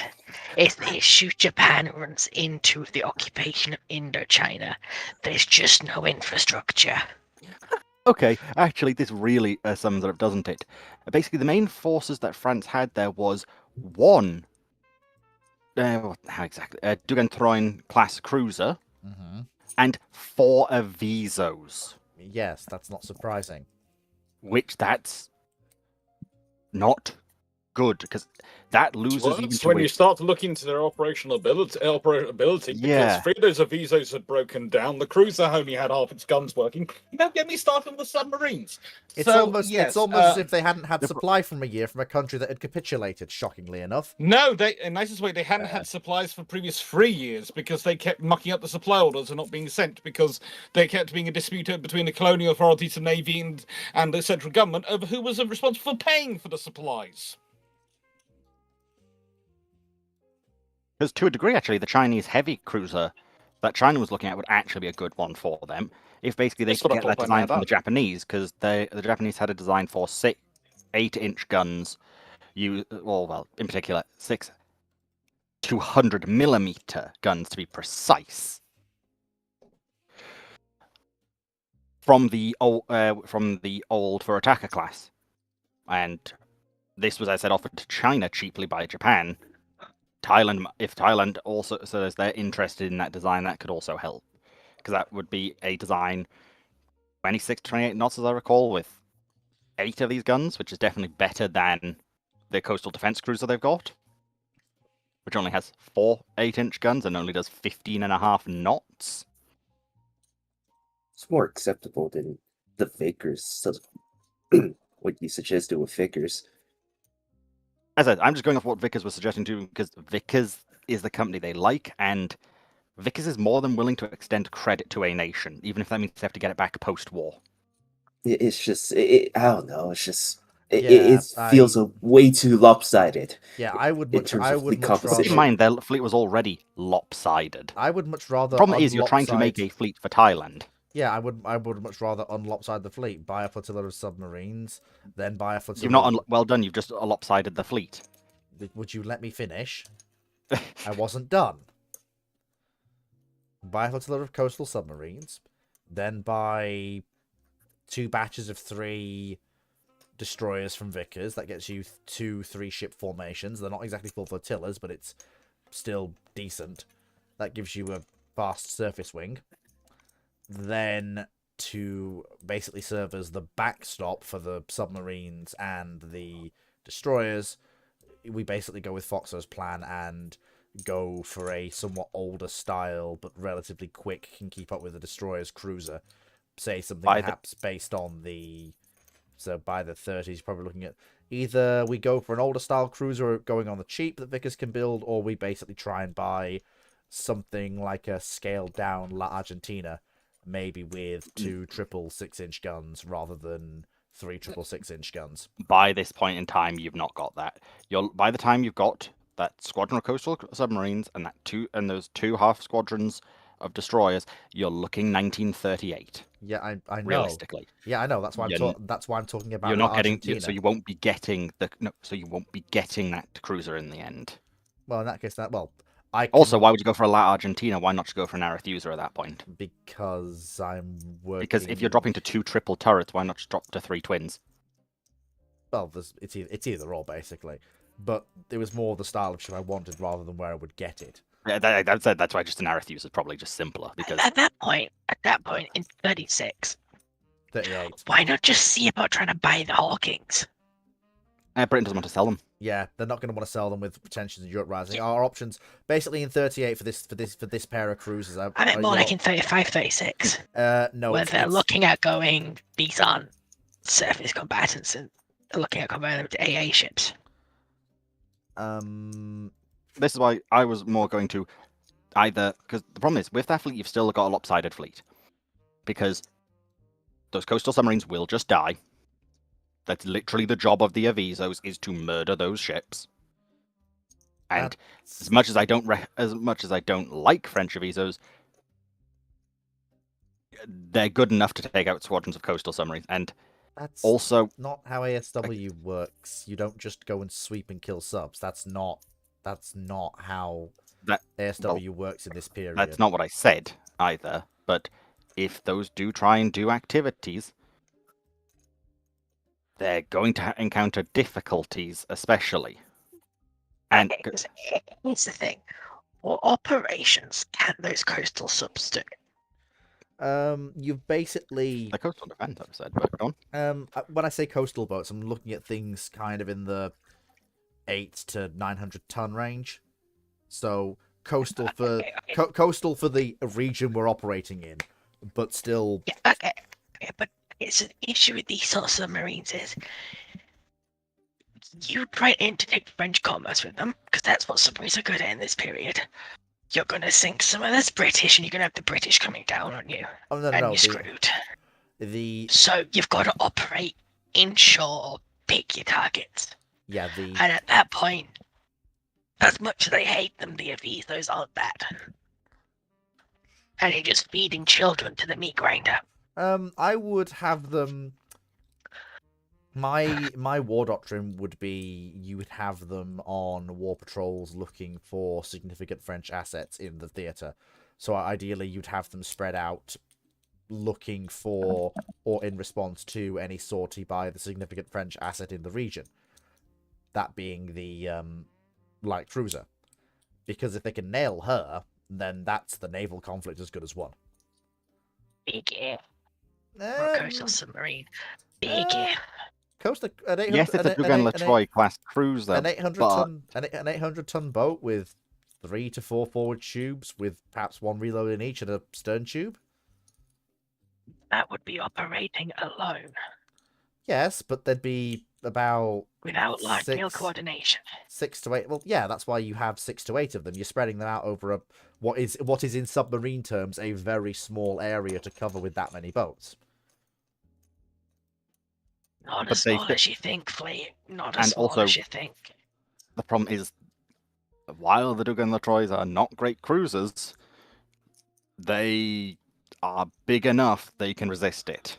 Are you talking about resisting a torpedo impact of something about The carrying torpedoes you're probably getting, potentially. What they're probably going to be using 18-inch, realistically. A Dugain LaTroy Um, is not going to weather an 18-inch torpedo hit. That's just not happening. If they have it. Also, that relies on hitting it because they can go 33 bloody knots at combat. Yes, the 3 of the Avisos were Bougainvilles. Whoa. 3 of the Avisos What a- were Bougainvilles? Whoa, hold on. Just a minute. That doesn't sound right to me. That's what I'm seeing. That's what I can find. Mhm. That just a cotton It's in the French picking. Indochina War. Hang on, let me have Yeah. a look at this. That's not right. That fits. Let me have a look at Well, you're- this. Like, which one are we exactly referring to? Because remember, a number of the Bougainvilles were in service. Like, all the Bougainvilles were in service at this period. Right. Like, if you let's actually can have find a out which ones they look. exactly are, I'm more than actually willing to, because the amount of information on French Avisos is not that large. If you can drop a mine, you can drop a depth charge. Uh, It's not perfect, Mm. but Look, yeah, I'm sure, not. we'll go I'm for not- that. I'm not saying that these coastal subs are guaranteed to find her and guaranteed to sink her. But what I'm saying is it gives you. How many coastal subs again do you have? I want to procure between 6 and 8, and I want to spread them out over the Gulf of Thailand. So that gives you 2 to 3 operational at any one point. Yeah, which is pretty much what I want. It's not perfect, but it gives me a sort of. It gives me kind of a tripwire. I can operate my destroyers, my 3 destroyers I'll have operable at any one time behind, And ideally, I'd also want that, given that when the Franco-Thai War takes place, it's 41, I should have the first pair of, October 40, I'll have the first one, the second ship will be building in Japan, of these sort of 6-inch armed, resistant to 6-inch cruisers. Basically, the whole thing is I don't want to fight a fair fight against a Lamont Piquet class cruiser. Sorry, a De Grand Troy class like cruiser, which is Lamont Piquet, because that doesn't really end well for me unless I get exceptionally lucky. Maybe but hear me out. Hear me can out. I'm not. I need to Just say. point her out. Why not just get an arid user and just go? Tell the French to screw off. Basically, because I'm not going to get that ship. If I order it in, given that I'll be laying the orders down, given what the build out for everything else I'm ordering will be, given in order to actually pay for it, even with the increased budget, the orders are going to go out in 37, 38, which means realistically they've got to go to Japan, because if I order from Britain, that ship will be seized for service in the Royal Navy Also- during the Second World War, So, and go on. You have to order it from America, not Quick, Japan. I You want never to get it from clarify a Japan point. because they don't have the infrastructure to build it. So you're ordering something from America. But I want to clarify. You said 800 tons coastal submarine, roughly, right? give or take, yeah, that's about what I want. No, that's bigger than the S class. In terms of if we're talking surface weight, that's bigger than an S class. If we're talking submerged, it's admittedly lighter, but those are not coastal boats. Nope. Those are the boats we're talking U class. And I always get my subs mixed up. Yeah, like Well, sorry. That's why I'm Okay. just- like, In that case, then yeah, I want boats of around that size. I don't want them to be stupidly large fleet boats, but I don't want them to be dinky either. I want them to have a decent set of legs on them. They can stay out for a decent amount of time, have a deck gun, carry a decent number of tubes and reloads. I don't think that's a good idea for the Thai Navy, honestly. I honestly think investing in destroyers over submarines is better for them then. The thing is, I'm actually So I think we've lost the teeth to the clouds here. What is the job of the Thai fleet? to defend the Thai Look coast. pretty. To defend the Thai coast. Yeah, effectively to look pretty, and yes, we have a navy, Yeah, but yeah. theoretically to defend the coast. Effectively, it's a fleeting being. It's a Yes. deterrent force. Yes. The French don't come out to play, the Thai win. I would take an unbalanced fleet, but we get a cruiser. That's why I was suggesting the whole Vickers Armstrong design for that light battle I cruiser, think that's if too they- much. possibly. But if you, this is what I'm saying though, if they're offering this in 26, you are going to get it in time. Also, again, Vickers Armstrong like doing deals. We will give you we'll give you this battle cruiser, but also to do so, well, how would you like two or three cruisers as well over X period? We don't have the manpower, I don't think. Don't need Quite manpower. frankly, It's a fleet in being. Also, if you have this ship, because I agree, it is a bit much, Foxo. Don't get me wrong, but if you have this ship, the French either respond by sending one of their old battleships, which is going to be expensive It's not. and is not going to have fun over there, to be brutally honest. Or they have to start, basically, you have now got this deterrence, even if it is just sitting in port, rusting, looking pretty apparent for the king. It's the sort of ship that you look at and go, oh, I don't want to necessarily fight that. I could probably is a- win it. But sorry, go There on. is another option other than the cruisers. You could also buy shore defences. Hmm? Thick as Armstrong, you could buy this. And basically, you could go right then. So you're selling us a battleship which has like a battle cruiser which has 12, 14-inch guns, right? The one I'm looking at is not even that, but yeah, it's got between the ones I've seen is between 6 and 8 12-inch guns. Well, I was saying 12 or Yeah. 14-inch, not 12, 14-inch. Yeah. I'm just clarifying. Okay. The Okay. 12-inch gun. Yeah. Okay. Well, the other thing you could do is go, well, yes, I'd also like some 12-inch turrets for shore defense. Dr. So, Clark, and Vickers would be happy to sell you all that. Dr. Clark, I have a question. Yes. You mentioned that the Japanese didn't have the infrastructure to supply ships to me. Now, I'm not Now, I will admit I am asking for a bigger ship than what they historically got, you know, the Thornbury-class coast defense ships, but the Japanese did supply them with a pair of coast defense ships armed with 8-inch guns. Yes. Admittedly, they only weighed 2,200 tons, but still, Yes. I'm not asking for even a full-size treaty cruiser. I'm asking for something of about 5,000 tons. But think about the yards which can build a 2,000 ton vessel versus the yards which can build a 5,000 ton vessel, and think about what the Japanese Navy are doing with them. Oh yeah, destroyers and And- destroyers. Forgive me if I'm wrong, but isn't aren't the two ships they gave to Thailand built in to civilian standards? Pretty much. Pretty So much. They're in built the ring yards. to. They're built to what I would call semi-civilian standards in civilian yards. And the thing is, you can do them with a ship of that size and that scope. But the moment you're going, I want an actual proper cruiser, of any kind of proper cruiser, you're going to want a military grade yard. Yeah. Ironically enough, the Thai Navy did eventually go in for a pair of small cruisers of the type we've been discussing.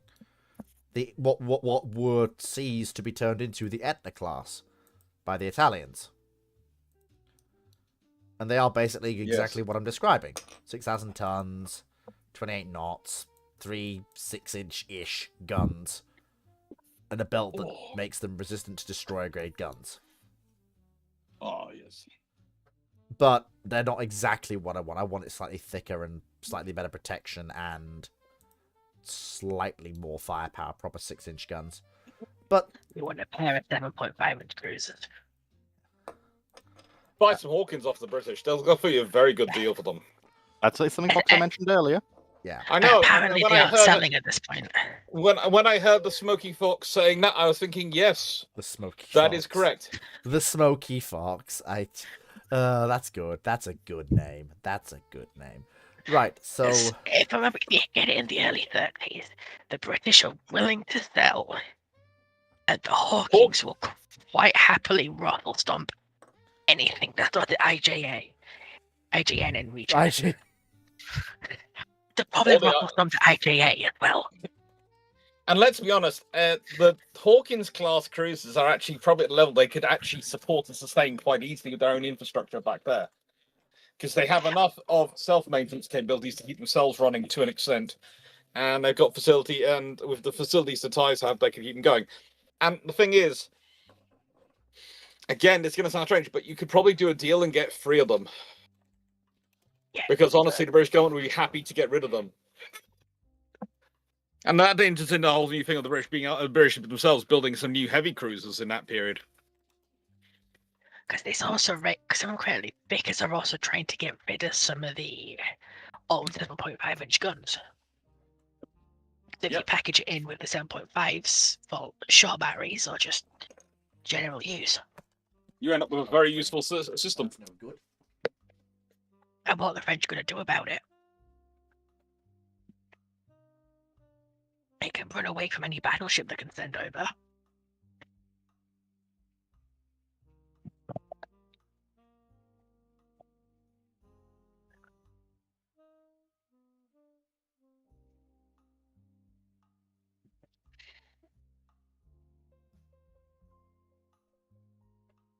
But that varies from and ideas. It depends on how much money they actually get, I would say. Yeah, I'm also definitely better now. The painkillers are kicked in. Still think you shouldn't be talking, but Potatoes. then again, when did you listen to me? right. So Yeah, it's a lot better than it was yesterday, and I talked a I little know, bit yeah. yesterday. So, we've got the 2 questions that are that are currently in the Scream Q&A. There are more that we need to deal with, but I'm gonna have those 2 as the last questions for this ramblings, and then I gotta go. So, our unusual torpedo rating, that's a name, it's a new name, always nice to have new people, asks on YouTube, could it be argued that the P-38 is the best looking fighter of World War II, even better than the Mosquito? First of all, Mosquito's not a fighter, it's a bomber. F2 would like a Hmm. word with you, please. Um, F2 and F4s. There was Mosquito dedicated variants of the Mosquito were didn't- fighter yes, variants. but it didn't start out like a fighter, so therefore, no. Mm. Secondly, you can have an opinion that the P-38 is the best looking fighter of World War II, and that's perfectly Wrong opinion. and that's Well, that, it's an that- opinion. and that's an opinion you can have. But I'm sorry, the Spitfire in Battle of Britain Camouflage 2B with the first generation of Hispanos and the three-bladed prop is standing right there. I'm sorry, best What looking did you say? Wait, sorry, did you just say with Hispanos and the two-bladed prop? three-bladed prop. No, That's what I said too, no, but, please. I'm sorry, Have some self-respect. You go for a late war Spitfire with the 4 Mark 5 Hispanos and the 5-bladed Griffin engine. oh good lord, Hmm, no, good no, no, no, choice. no, no, no, the That is classic. good looking. The classic Spit is just in Eh. the Battle of Britain camo is way better, Like, more I'm sorry, iconic. The Super Spits. I don't know a man who doesn't get a boner looking at them. I've always preferred the Hellcat. Honestly, yeah, the no Spitfire one. just looks a bit too spindly to me. But leave that to one side. I've got to go argue with YouTube because apparently the video which is supposed to go live at 7:30 is not going live. Oh, So let me go try and argue that out with YouTube. Take care, everyone, and Right. hopefully I'll be back soon. But Good if I'm luck. not, take care. good luck. I love YouTube. To be honest, I would actually say I prefer the Hurricane over the Spitfire, but no, Mozzie You're definitely being looks good. Walken. Right, correction then, Foxo. I like Hurricane over early Spitfire. In terms of visual. Late Spitfire, I said, with the 5-blade propeller is good. Platonic the- ideal Spitfire. The The Griffin- Chadfire. The Griffin ruins the lines. On the other hand, there is another plane which I really do like the look of, even if it is a bit stunted, Hmm. which is a World War II plane. Unfortunately, never really saw service, but the Martin Baker 5. What do you call the Wyvern? No What do you Wyverns like? post-war. My problem with the Martin Baker 5 is the wing makes it look too stubby. That's why I said Yeah. it is a stunted plane because of the wings. On the other hand, I think you'd give it very good performance. Yeah, but we're talking looks here. I like its looks even with those stunted wings. Like I Yeah, think it good with yeah. the contra-rotating propellers. It just Okay. looks it's like as if it's challenging the gravity of. You think I can't fly? Bet. Okay. I will also point out that the black horse of the family, the Barracuda, Barracuda I do like. it looks surprisingly good. And from the top down with the wings over the back, it looks kind of like an F-14. When were these Alright. converted? All right. But aside from that, the Barracuda's just got that sort of brutish charm to it. For me, I Especially- prefer the Especially- lines on the P40. Why do you like the flying trash can? Wow. It looks good. Wow. It's just a I'm barrel. not gonna defend it. She's not completely wrong. It's a relatively second-rated fighter. I'm sorry. It, but I'm its sorry. only good thing Shark nose. its only good thing is that it's really cheap. P40 shark nose will never not be cool. Yeah, but if we're going off, it'll be working and looking dumb, but being cute, bold and Paul defiant. If you want another one with the Ew. Griffin, if you want a good I'm Griffin, sorry, it's sort of. Hey, the it's Paul all right. Defiant Everybody has is their own cute Oh yeah. subjective opinion. in a newborn kind of way. It's fucking ugly, but it's cute. It's just like how I said the Griffin engine make the Spitfire airframe look Oh, so ugly it's because why it breaks it's- up the line completely. now it's why I'll throw a counter or a wrench into that workings of yours my way. The Seafire, especially the late war Seafire, now with its Griffin engine and contra-rotating propellers. I would prefer that over the 14s and the 18s Spitfires. Mark 21 when they pushed out the line.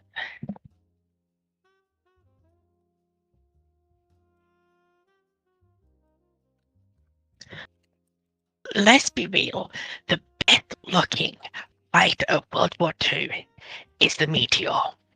Mm, Mm, it is a good one. It is World War II. I can't believe I'm about to say what I'm about to say, as it is technically heresy, but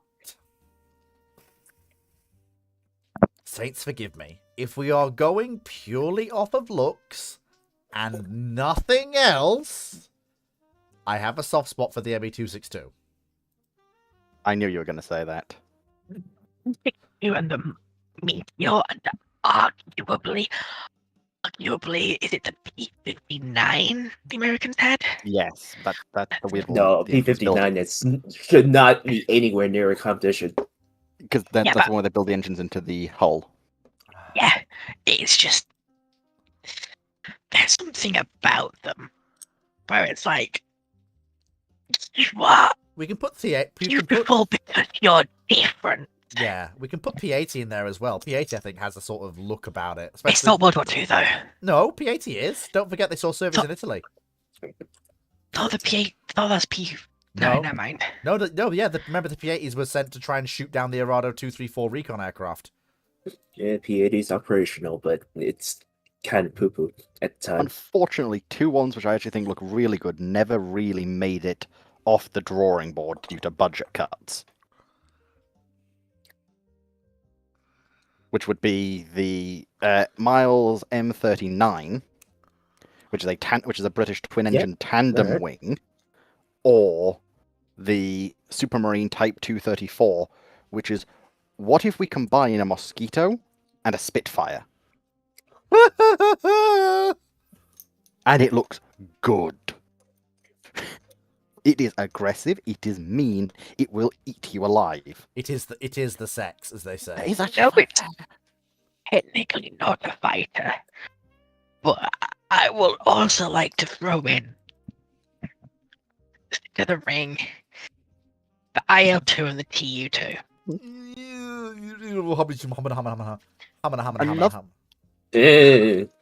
another one. Where? I Brutish beauty, and TU-2 is just sort of. It's a lot like the BF-110. The 110 is the sexiest fuck aircraft. No. It's just bad. I'll throw in If another you one. left the boxy looking, sure. I'll throw another one in that's a bit brutish, but also a good-looking one in my opinion. The XP-68 Tornado. I knew someone's going to bring that up eventually. I actually really like the look of it. Also, the XP-55 is another one I adore visually. I It's prefer something the about like- G7. structure planes. But there's something about the late war Night Fighter 110s when they've done all the testing, got the fuselage smooth and stripped down, and got the like backward camber on the wings, and it's got the radar wire on the front. It's like, you are so fucking cool. You're so bad. You're so fucking cool.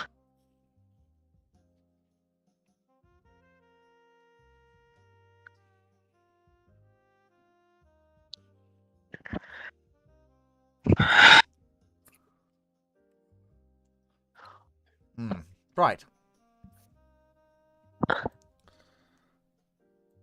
Okay. So,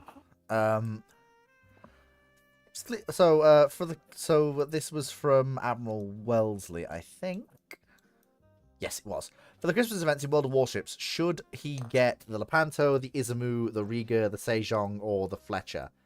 I am not familiar How with... did you pronounce that so badly? I'm me. You know who I am.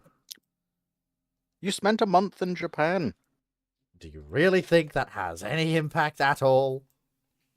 There's It's an only one easy word Japanese to name in say. it. Izumo? That's what I Izumo. said. That's what I said. Izumo. That's what I said. That's what I said. No, you said Izumu.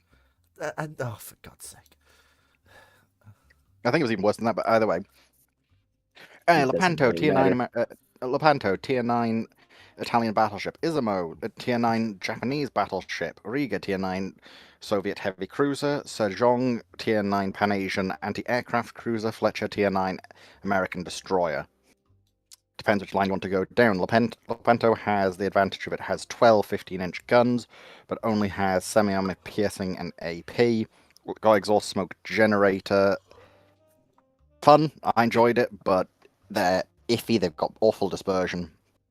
Izumo is basically goated these days, as some would say, because she's old, but she has had buff after buff, which has brought her to a quite decent level. She's got good armor, The problem with her guns is they might now be too high of velocity because they almost have too high a degree of penetration. Also, sometimes the gunners, well, go spaceballs. As in where the eyes are on the other, where both eyes are looking each direction and they cannot shoot straight. Like, sometimes you'll get amazing salvos, other times it's nothing. Also, Izumo's probably the most unique one there, as it's an all-forward battleship. So if you want something that's a bit more unique, Izumo's potentially there. Plus, also, it leads to Yamato. And most people in warships want to at least to have Yamato, even if not to play as a port queen. Riga's part of the Russian heavy cruisers. And she's goated currently. She's very good, yeah, she's annoyingly good. Sejong, I like spamming torpedoes and murdering DDs, effectively. I'm not personally a big fan of them, too light, in my opinion. Fletcher, excellent all-round destroyer. Exactly that stake. How many assholes do we have on this ship? Aye! There's like 80% I of the knew bridge it! I'm crew rate. surrounded by... Fletcher, solid destroyer. You get past one of my problems with American torpedoes of low tier, for some reason American low tier torpedoes are knife fight range only. But potentially because of that you might lose out on some valuable experience. Leads to Gearing, which is still a good destroyer, but is slightly showing its age these days. It does come down to what you want. If you've already got one of these, also you get 225,000 free XP. So potentially that's an option for you if you like it. My honest statement would be go with Izumo, because she is the most unique out of them. Yes, she's a relatively generic battleship, but all forward is not something you normally get to play with in World of Warships. She's also got good rear firing angles as well, and a very small superstructure. Yeah, just suffers from the fact that the fucking European destroyers do a job better. Like, it's like good gunboats. Europeans are just better. Indeed. Looking at you, Friesland, despite Yeah, being but nerfed. Yeah, but Friesland doesn't get torpedoes. Well, so which bit do you need repeated, Wellesley? Because to be fair, it is in the YouTube, so you could go and check that. But well, Yeah. There's a bit in particular. Which one is unique? Izumo. Izumo is an all-forward ship with A and B turret facing forward, C turret facing aft, but it's in an all-forward arrangement.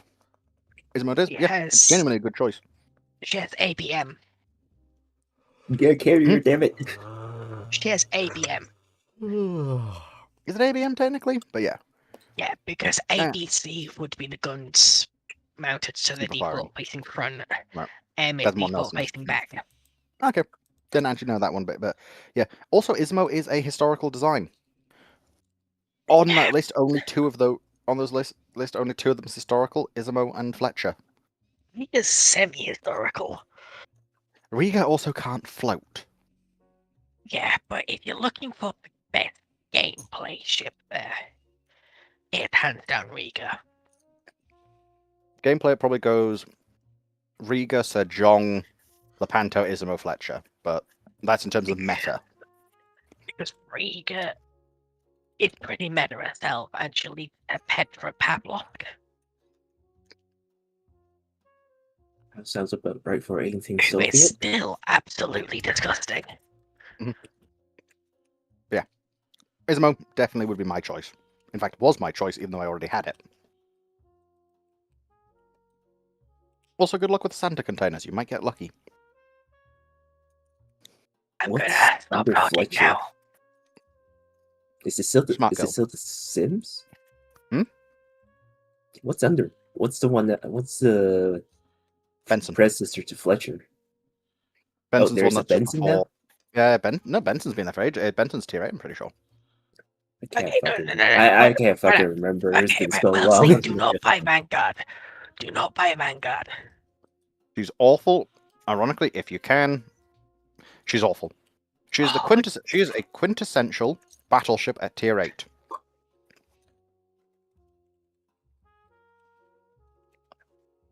Which might not sound bad, but it means she's not really got anything going for her It's either. 15-inch guns Could at be worse. tier 8. Oh, she's beautiful looking. Yeah, Don't get me but wrong. if you want an 15-inch gunship in the British tree, get Hood. She's quicker. Both have got negligible secondary barrier, and Hood's more accurate and faster. More accurate. Going They by pure changed look, that? then fair. Is what, sorry? She's got better They changed dispersion. that? No. Vanguard Not does have from better when I dispersion. played it, but that's like many years ago. Vanguard has better dispersion these days. I remember Hood having some of the worst dispersions. She still does, because not due to any gameplay mechanics, it's just the fact that the guns are so far spaced apart. Yeah. I just remember I love my war surviving is ultra accurate, but Hood with same guns Well, the misses problem all the is, time. Vanguard is has the same guns as Warspite. Yeah, I know. She has tier 6 guns. Does she get Warspite dispersion or does she get Hood Standard dispersion? standard battleship. Eh, okay, middle of the ballpark. Not not good, not terrible. Also, another problem with Vanguard is sea turret's firing angle. God Horrible. awful. You cannot use sea turret. Yeah, sounds about right. Which is why Hood's more accurate. No, sorry, You not can sea, not use sea turret. X turret. The superstructure. The superstructure means you have to force your ship into such a position almost all your broadsides are exposed to actually be able to fire it. Which means you're showing your very weak broadside armor. Fine. Right. Ironically, if you want Vanguard, and you can afford it, Valsprazio is the one you go with. Unfortunately, she's currently for steel, but she has a short burst super heal, Vanguard's guns and characteristics, American secondary boost with uses cooldown. She's just OP. She looks a bit funky because she's the Chilean modification on Vanguard after they bought her, is the idea, but if you want it just on pure looks, get Vanguard. She can still be fun. Just it's not uncommon for me to know of people who buy Vanguard, still love her, but have buyer's regret. What a You support Queen? usable Vanguard, get Hood. Which should be the same similar price bracket. Yes, I do indeed own Vanguard. I do got her I. partially for the same reason you did. Because I like Vanguard. She's That's why I know those. That's why I know the rear turret arcs are awful. I've not Right. actually played Vanguard that much because she is so Right. meh. Okay, folks. With that discussion, I'm going to have to leave this here. It's been great. Great ramblings as usual. I'm sorry they are a little bit shorter nowadays, but well, work being what it is, I don't really have the time to really That's how things go. run them as long as I used to go, depending on what the schedule is. It's looking like I'm not gonna get any time off apart from the 15th, which is the normal day off I'm supposed to have. So that's probably gonna put a kibosh on all the plans I had for that. But we'll see. If you're off on the 15th, that means the 14th is free on the night. It is, but I might be out with my family. That's why I wanted multiple days off, so I could actually do that and do this. And also, I'm going to be very tired, given that I'll be coming off the end of a 4-day shift. 15 is Exactly. actually will be. This is No, hang on. I need to remember your 15 is my 16, so yeah. This is the thing. It's probably going to put a kibosh on basically everything. So we'll have to see how we go. I'll have to look around and see if I can reschedule it for either the probably if I might have to shunt it forwards to the 8th and the 9th. Have it early because I do have 2 days off then. that's fine. I'll talk to the lads about it. But yeah, so all being well, there will be there'll be an event for my birthday where we'll have a Hoi game that I'll be hosting, and I've got confirmation that a lot of the Shipshape gang do want to be in it, so that's nice. It won't be live streamed, at least I won't be live streaming it, but I will be probably recording it to go out as a recorded video later down the line. I'll be feeling it. So keep your eyes peeled for that. There might be announcements from the other guys once we've confirmed and locked everything in. I will be letting you I'll letting everyone know as we go forwards. Obviously, if you are a Twitch enjoyer who enjoys watching me on Twitch as well, watch out for the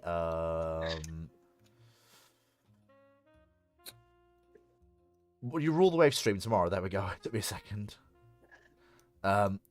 Take care, everybody.